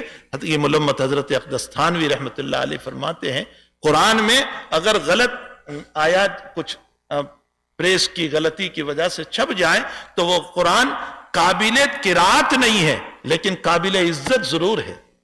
مسئلہ سمجھنا، قابل قرات نہیں، اس کی تلاوت نہیں کریں گے، اس میں اعرابی غلطی آ گئی، لیکن قابل عزت ضرور رہے گا، قابل عظمت ضرور رہے گا وہ قرآن۔ اگر عالم سے غلطی ہو گئی تو وہ عالم کا وہ فعل قابل اتباع نہیں ہوگا، لیکن وہ عالم قابل احترام ضرور رہے گا، قابل عزت ضرور رہے گا۔ اللہ تعالیٰ ہمیں مسائل کو اور مصائب کو سمجھنے کی توفیق عطا فرمائے۔ اللہ اس جامعہ کو اور تمام جامعات کو دین دگنی رات چوگنی ترقیوں سے مالا مال فرمائے۔ اس کے لیے جو معین ہے، جو مددگار ہے، جو تعاون کرتے ہیں، جو اچھی نظر سے دیکھتے ہیں، جو محبت کی نظر سے دیکھتے ہیں، جو پیار بھری نظر سے دیکھتے ہیں، اللہ تعالیٰ ان کی بھی مغفرت فرمائے۔ اور اللہ تعالیٰ اس جامعہ کے منتظمین اور معلمین اور مدرسین اور متعلمین اور متعلمات جتنے ہیں، اللہ ان سب کی مغفرت فرمائے اور اللہ تعالیٰ آخرت میں ذریعہ نجات بنا دے ہمارے لیے۔ وصلی اللہ علی النبی الکریم۔ میں جب آ رہا تھا تو بہت سے لوگوں نے دعاؤں کا کہا ہے۔ ابھی ایک حادثہ، میرے ایک ملنے والے ہیں جھارکھنڈ کے، حافظ جنید سلمہ، مولانا عبدالعزیز صاحب اپنی والدہ کی تدفین کر کے چلے، لکھنؤ جا رہے تھے، اور کل ہی مسئلہ ہوا، وہ اور ان کی اہلیہ اور ان کے 3 بچے ایکسیڈنٹ کے حادثے میں شہید ہو گئے۔ ماں کو ادھر پہنچایا اور ادھر پانچوں کے پانچوں دنیا سے رخصت ہو گئے۔ آج صبح فون آیا کہ بھائی ان کے لیے دعا کرنا۔ بڑے عالم تھے لکھنؤ کے اندر، بڑے عالم۔ اللہ تعالیٰ ان کی مغفرت فرمائے۔ اور بھی بہت سارے لوگ ہیں ہمارے یہاں، ذاکر بھائی پٹیل جو ہیں سنجالی کے، انہوں نے دعاؤں کا کہا ہے کہ ان کے بھتیجی بہت بیمار ہے، ہاسپٹل میں ہے، اللہ شفائے دائمہ، اور جتنے بیمار ہیں سب کو شفا عطا فرمائے۔ صلی اللہ علیہ نبی۔ دعا سے پہلے یہ بچے ایک بات سن لیں، بہت سے ہمارے بچے فراغت کے بعد اپنا لباس تبدیل کر دیتے ہیں۔ ہرگز ہرگز ایسا نہ کریں، اپنے عالمیت کے لباس کو برقرار رکھیں۔ آپ جو بھی کام کریں لیکن اپنے عالمیت کے لباس کو برقرار رکھیں۔ آپ اس لباس کی، آپ کے سروں پر جو امامہ باندھا گیا ہے اس کی لاج رکھ لیں اور اپنے لباس کو تبدیل نہ کریں۔ آپ کو کوئی کچھ نہیں کرے گا، دنیا کی طاقت ہمارے اس لباس کے مقابلے میں ہیچ ہے۔ ہمیں اپنی فضیلت سمجھنا چاہیے، اپنی جو مقام اللہ نے آپ کو دیا ہے وہ سمجھو، اور دنیا کے حقیر دنیا کو دیکھ کر اپنے لباس کو تبدیل مت کرو۔ تم جس فلم میں جاؤ اپنا لباس برقرار رکھو۔ ہماری داڑھی برقرار رہیں سنت کے مطابق، ہمارا لباس برقرار رہیں، یہ ہمارے اکابر کی یادیں ہیں۔ آپ کے سروں پر جو امامہ باندھا گیا ہے یہ یادیں ہیں کہ نبی نے معاذ ابن جبل کے سر پر امامہ باندھا تھا۔ یہ جو بزرگان دین امامہ باندھتے ہیں یہ اس کی یادیں ہیں۔ آپ قطعاً کبھی ایسا نہ کریں کہ جس کی وجہ سے اساتذہ کو شرمندہ ہونا پڑے، مدرسے کو شرمندہ ہونا پڑے، اور آپ کی بے عزتی بے حرمتی، یہ مدرسے کی بے عزتی بے حرمتی، اساتذہ کی بدنامی ہے۔ اس لیے آپ دین پر باقی رہیں، شریعت پر باقی رہیں، ایمان پر باقی رہیں، اشاعت دین کا کام کریں، سنت کے مطابق زندگی گزاریں۔ اللہ ہم سب کو سنت کے مطابق زندگی گزارنے کی توفیق عطا فرمائے۔ جی ہاں، اور ہماری بچیاں جو ہیں وہ اپنے نقاب کے ساتھ زندگی گزاریں، برقع وہ نہ پہنے جو فیشن بنا ہوا ہے۔ اس لیے کہ میں نے جیسے پہلے کہا کہ آج برقعے کے لیے خود برقعے کی ضرورت پڑ گئی، اس انداز کا برقع پہن رہے ہیں کہ اس کے لیے اور برقعے کی ضرورت پڑی۔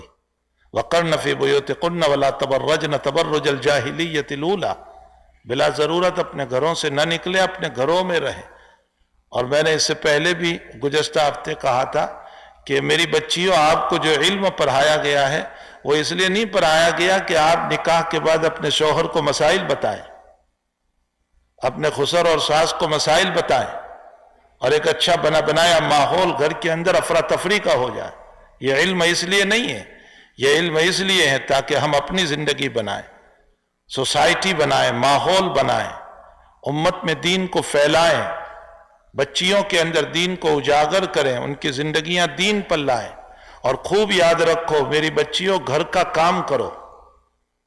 میں نے روایت میں ہے کہ نبی اکرم صلی اللہ علیہ وسلم کی بیٹی فاطمہ الزہرا رضی اللہ تعالیٰ عنہ ابا جان کے پاس غلام باندی لینے گئی، تو حضرت نے غلام باندی تو نہیں دیا، تسبیح بتا دی، اور فرمایا رات میں بستر پر یہ تسبیح پڑھ لو، سبحان اللہ، الحمدللہ، اللہ اکبر۔ ابن تیمیہ رحمۃ اللہ علیہ نے لکھا ہے کہ جو ان تسبیحات کو رات میں بستر پر پڑھے گا، اللہ اس کی تھکاوٹ دور کر دے گا۔ تو حضرت نبی علیہ السلام ان کو باندی یا غلام دے سکتے تھے، ان کے ہاتھ کی یہ چمڑیاں اتر گئی تھی، ان کے شولڈر کی چمڑی نکل گئی تھی، لیکن پھر بھی ابا جی نے، حضور پاک صلی اللہ علیہ وسلم نے ان کو غلام باندی نہیں دی، تسبیح بتائی اور فرمایا بیٹی گھر کا کام کرو۔ تو جب نبی کی مقدس بیٹی فاطمہ الزہرا جب گھر میں کام کر سکتی ہے، تو کیا میری بیٹی کا مقام نبی سے بڑھ گیا، نبی کی بیٹی سے بڑھ گیا؟ کیا ہماری بیٹیاں گھروں میں کام نہ کریں؟ یہ جو رواج پڑا ہوا ہے، یہ سنت کے خلاف زندگی ہے۔ اس لیے ہماری بچیوں کو چاہیے کہ جو علوم پڑھے ہیں، ان علوم کے ذریعے سے سوسائٹی بنائے، ماحول بنائے، معاشرہ بنائے۔ صرف اپنے فیملی کو مسائل بتانا اور اپنی ہوس اور خواہشات کے لیے مسائل کو بتانا، یہ اس لیے نہیں پڑھایا گیا آپ کو۔ اللہ تعالیٰ ہماری بچیوں کو بھی نقاب، برقع، حجاب کی پوری پابندی کی توفیق عطا فرمائے، اور شرعی لباس پہنا، اور ہمارے معصوم بچوں کو بھی شرعی لباس پہناؤ۔ یہ جو آج کل بچیوں کو جنس پہناتے ہیں، چھوٹی چھوٹی بچیوں کو، اور اوپر کا چھوٹا سا یاد رکھو لباس ہی کا اثر پڑتا ہے۔ ہمارے حضرت معلمی صاحب رحمۃ اللہ علیہ نے لکھا ہے کہ لباس کا بھی اثر پڑتا ہے اور زبان کا بھی اثر پڑتا ہے، اس لیے کہ کلچر جو ہے وہ زبان سے جڑا ہوا ہے۔ ہماری زبان جو ہے نا، اس سے کلچر جڑا ہوا ہے۔ تو زبان بھی آپ کی زبان اپنی جگہ انگلش ہے، لیکن اپنی مادری زبان کو بھی باقی رکھو۔ جس کی زبان گجراتی ہے، اردو ہے، وہ اپنی مادری زبان کو باقی رکھے، اور لباس کو بھی صحیح رکھے، بچپن سے صحیح لباس پہنا ہے۔ اللہ ہم سب کو توفیق عطا فرمائے۔ الحمدللہ رب العالمین والعاقبۃ للمتقین والصلاة والسلام علی سید الانبیاء والمرسلین وعلی آلہ وصحبہ اجمعین۔ سبحان اللہ وبحمدہ سبحان اللہ العظیم، سبحان اللہ وبحمدہ سبحان اللہ العظیم، سبحان اللہ وبحمدہ سبحان اللہ العظیم، سبحان اللہ وبحمدہ عدد خلقہ ورضا نفسہ وزنۃ عرشہ ومداد کلماتہ۔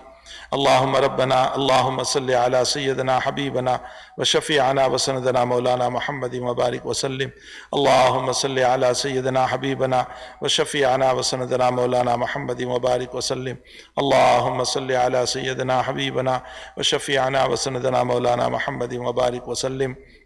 اللہم ربنا آتنا فی الدنیا حسنہ وفی الآخرۃ حسنہ وقنا عذاب النار۔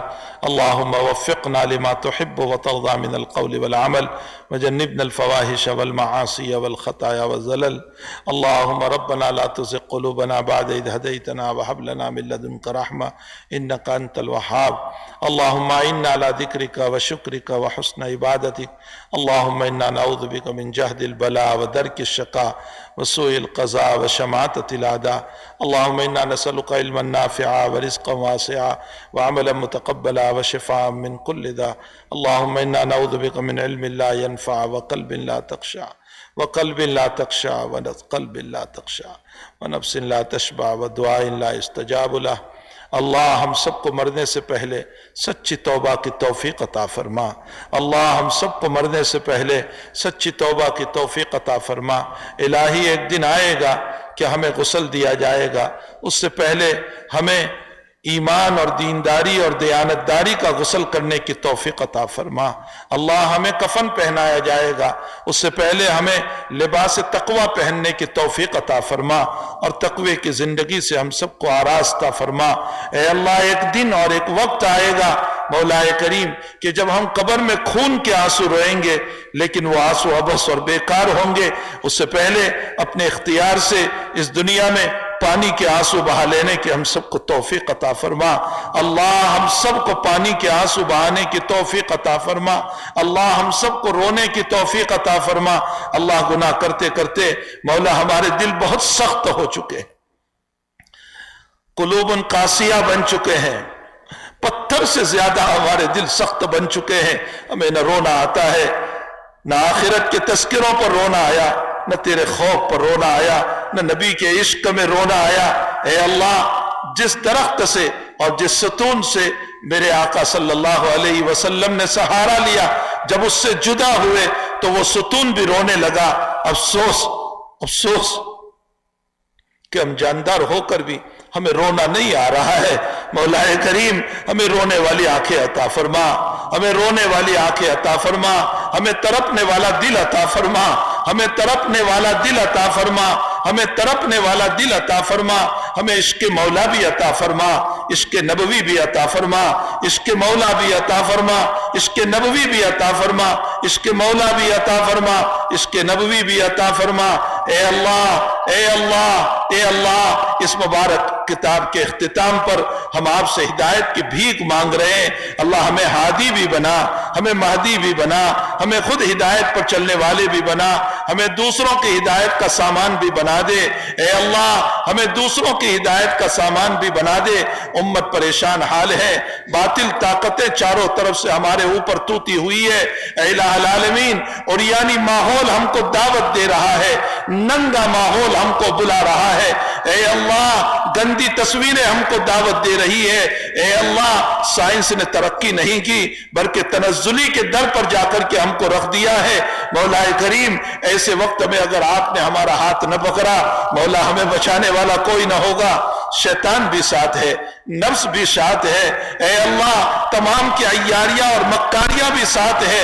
اللہ آپ ہمارا ہاتھ پکڑ لیجئے، اللہ آپ ہمارا ہاتھ پکڑ لیجئے، اللہ آپ ہمارا ہاتھ پکڑ لیجئے، اللہ آپ ہمارا ہاتھ پکڑ لیجئے، اللہ آپ ہمارا ہاتھ پکڑ لیجئے۔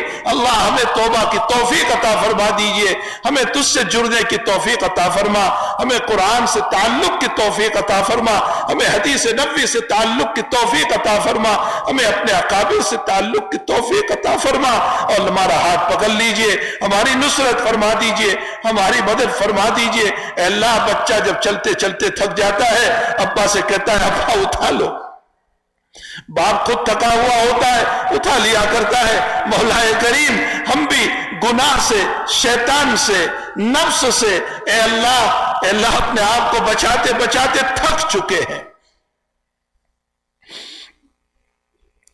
ہمارے بچنے کا کوئی راستہ نظر نہیں آ رہا ہے۔ اللہ ہم آپ سے کہتے ہیں آپ اپنی رحمت کی آغوش میں لے لیجئے، آپ اپنی رحمت کی آغوش میں لے لیجئے۔ اللہ ہم تجھ سے یہی بھیک مانگ رہے ہیں، ہمیشہ سے ہماری یہی بھیک رہی ہے اور ہمیشہ سے یہی بھیک رہے گی کہ اللہ اپنی رحمت کی آغوش میں ہم سب کو چھپا دیجئے، ہماری نصرت فرما دیجئے، ہماری مدد فرما دیجئے۔ اے اللہ اس مدرسے کو دین دوگنی رات چوگنی ترقیوں سے مالا مال فرما۔ اے اللہ تمام مدارس کی حفاظت فرما، مکاتب کی حفاظت فرما، خانقاہوں کی حفاظت فرما، مرکزوں کی حفاظت فرما، دعوت و تبلیغ کی حفاظت فرما، علماء و صلحاء کی حفاظت فرما، عوام و خواص کی حفاظت فرما، مرد و عورت کی حفاظت فرما۔ اے اللہ یہ ایک چھوٹی سی جماعت ان کے اساتذہ نے ان پر محنت کر کے اے اللہ تیرے حوالے کر رہے ہیں۔ یقیناً ایک باپ اپنے بیٹی کو رخصت کرتے ہوئے جو درد ہوا کرتا ہے اس سے زیادہ درد ان کے اساتذہ کے دل پر ہے۔ اے اللہ اس چھوٹی سی جماعت کو تیار کر کے ان کے سروں پر امامہ باندھ کر ان کو علم دین دے کر تیرے حوالے کر رہے ہیں۔ اے اللہ ان کی مدد فرما لینا، ان کی نصرت فرما لینا، ان کو قبول کر لے اللہ، ان کو قبول کر لے اللہ، ان کو قبول کر لے، ان کو بھٹکنے نہ دینا اے اللہ، ان کو بھٹکنے نہ دینا، ان کو بھٹکنے نہ دینا، ان کا ہاتھ پکڑ لینا۔ اے اللہ یہ میدان میں اکیلے بھی ہو جائیں گے، اے اللہ ان کا ساتھ دینے والا کوئی نہیں ہوگا، ان کی نصرت کرنے والا کوئی نہیں ہوگا۔ ایسے وقت میں تو ان کا معین بن جانا، تو ان کی مددگار بن جانا، تو ان کی حفاظت کر لینا، تو ان کی حفاظت کر لینا۔ اے اللہ اس مدرسے کی اور مدرسوں کی لاج رکھ لینا، ان کے اساتذہ کی عزت کی حفاظت کر لینا۔ اے اللہ ان بچوں کو، ان فارغ ہونے والے عالم اور عالمہ کو اے اللہ ان معلمین اور معلمات کے لیے ذریعہ نجات بنا دے، ان کے والدین کے لیے ذریعہ نجات بنا دے، صدقہ جاریہ بنا دے، اس مدرسے کے لیے صدقہ جاریہ بنا دے، اے اللہ اس کے منتظمین کے لیے، اس کو محبت کی نظر سے دیکھنے والوں کے لیے، اس کی مدد کرنے والوں کے لیے اے اللہ تمام کے لیے صدقہ جاریہ بنا دے۔ اے الہ العالمین، اے اللہ جو بیمار ہے سب کو شفاء دائمہ عطا فرما، جو مرحوم ہو چکے ہیں سب کی قبروں کو نور سے منور فرما، سب کے درجات کو بلند فرما، اعلیٰ علیین میں جگہ عطا فرما۔ اے الہ العالمین اس بلا اور وبا کو دور فرما۔ اے اللہ یہ کیسی بلا ہے جو آئے دن کہیں نہ کہیں اے اللہ پنپتی جا رہی ہے، تیرے علاوہ اس کو کوئی دور نہیں کر سکتا ہے۔ اے اللہ اس بلا کو بھی دور فرما دے، مصائب کو بھی دور فرما دے، بے روزی روزگار کو روزی عطا فرما، بے جاب والوں کو جاب عطا فرما، بے کاروبار کو کاروبار عطا فرما، بے مکانوں کو مکان عطا فرما، بھوکوں کو کھانا عطا فرما، پیاسوں کو پانی عطا فرما، حرمین الشریفین کے کھلنے کے راستے پیدا فرما۔ اے اللہ بیت المقدس کی حفاظت فرما، ہمارے تینوں حرم کی حفاظت فرما، ہمارے تینوں حرم کی حفاظت فرما، ہمارے تینوں حرم کی حفاظت فرما۔ اے الہ العالمین دنیا میں جہاں کہیں مسلمان پریشان حال ہے سب کی پریشانیوں کو دور فرما۔ اے اللہ سب کے مصائب اور حالات کو ختم فرما، سب پر اے اللہ اطمینان نازل فرما، اپنی رحمت نازل فرما، دنیا کے فتنوں کو ختم فرما، امن و امان کو قائم فرما۔ اللہ امن و امان کو قائم فرما، اللہ امن و امان کو قائم فرما۔ اے الہ العالمین جب تک جلائیں آبرو عزت و ایمان کے ساتھ جلانا۔ اے اللہ ہمیں حدیث پر موت دینا، ہمیں قرآن پہ موت دینا، ہمیں نمازوں میں موت دینا، ہمیں سجدوں میں موت دینا۔ اے اللہ ہمیں ارجعی الی ربک راضیۃ مرضیہ پر موت دینا، ہمیں تیری رضا پر موت دینا، ہمیں حبیب کی سنتوں پر موت دینا، ہمیں شہادت عثمان جیسی قرآن والی موت عطا فرمانا، ہمیں ابو یوسف جیسی فقہ والی موت عطا فرمانا، ہمیں ابو زرع رازی اور امام مسلم جیسی اور امام بخاری جیسی حدیث کو پڑھتے پڑھاتے موت عطا فرمانا۔ اللہ کتے اور بلوں جیسی موت سے ہماری حفاظت فرمانا، رجرتی موت سے حفاظت فرمانا۔ اے اللہ موت کے وقت ہمارے چہرے کو بے نور نہ بنانا، موت کے وقت ہمارے چہرے کو بے نور نہ بنانا، لوگ دیکھ کر کہیں گے منحوس معلوم ہو رہا ہے۔ نحوست سے ہماری حفاظت فرمانا، اے اللہ نحوست سے ہماری حفاظت فرمانا، ہماری زندگی بہتر بنا دے، خوشگوار بنا دے، اچھے اخلاق والی بنا دے، ہمارے قلوب کو پاک اور صاف بنا دے، حسد اور بغض و عداوت سے پاک فرما دے، کینہ اور کپٹ سے پاک فرما دے، آپس میں محبت نصیب فرما، اتفاق و اتحاد پیدا فرما، ایک دوسرے کی اخوت اور محبت اور ہمدردی کی توفیق عطا فرما، اپنے بڑوں کی عزت کی توفیق عطا فرما، اپنے چھوٹوں پر شفقت کی توفیق عطا فرما، اپنے علماء کی قدردانی کی توفیق عطا فرما۔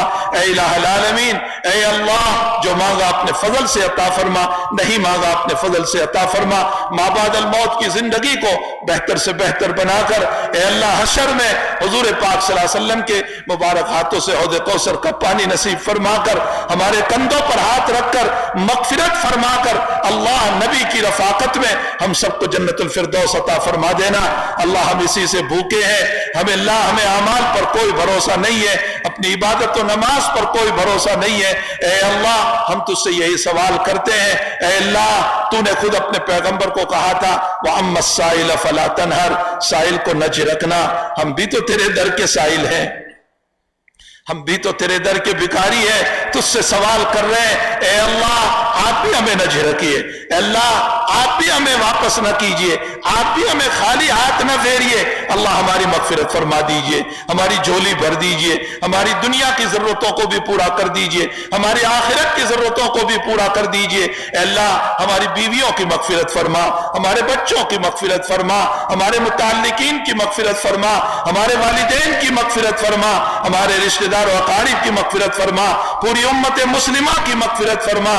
اے الہ العالمین ہمارے والدین اگر بقید حیات ہے ان کی عمروں میں برکت عطا فرما، ان کے سائے کو تادیر قائم فرما، اور اگر قبر میں پہنچ چکے ہیں مولا ان کی بال بال مغفرت فرما، ان کی قبر کو نور سے منور فرما۔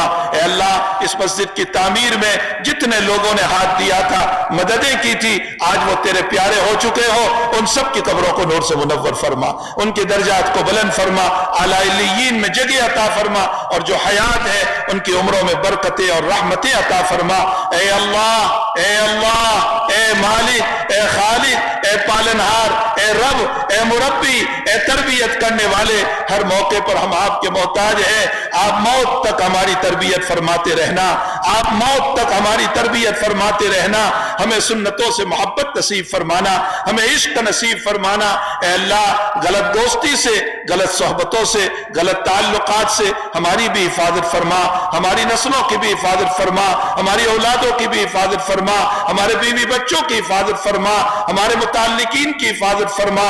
اے اللہ، اے اللہ جو مانگا اپنے فضل سے عطا فرما، نہیں مانگا اپنے فضل سے اے اللہ عطا فرما۔ ہمارے تمام محدثین، مفسرین، فقہاء، ہمارے اکابر جو تیرے پیارے ہو چکے ہیں، ان سب کی قبروں کو نور سے منور فرما، ان کے فیوض اور برکات سے ہم سب کو مستفیض فرما، اور ہمیں بھی اپنی زندگیوں کو ان کے نقش قدم پر چلنے کی توفیق عطا فرما۔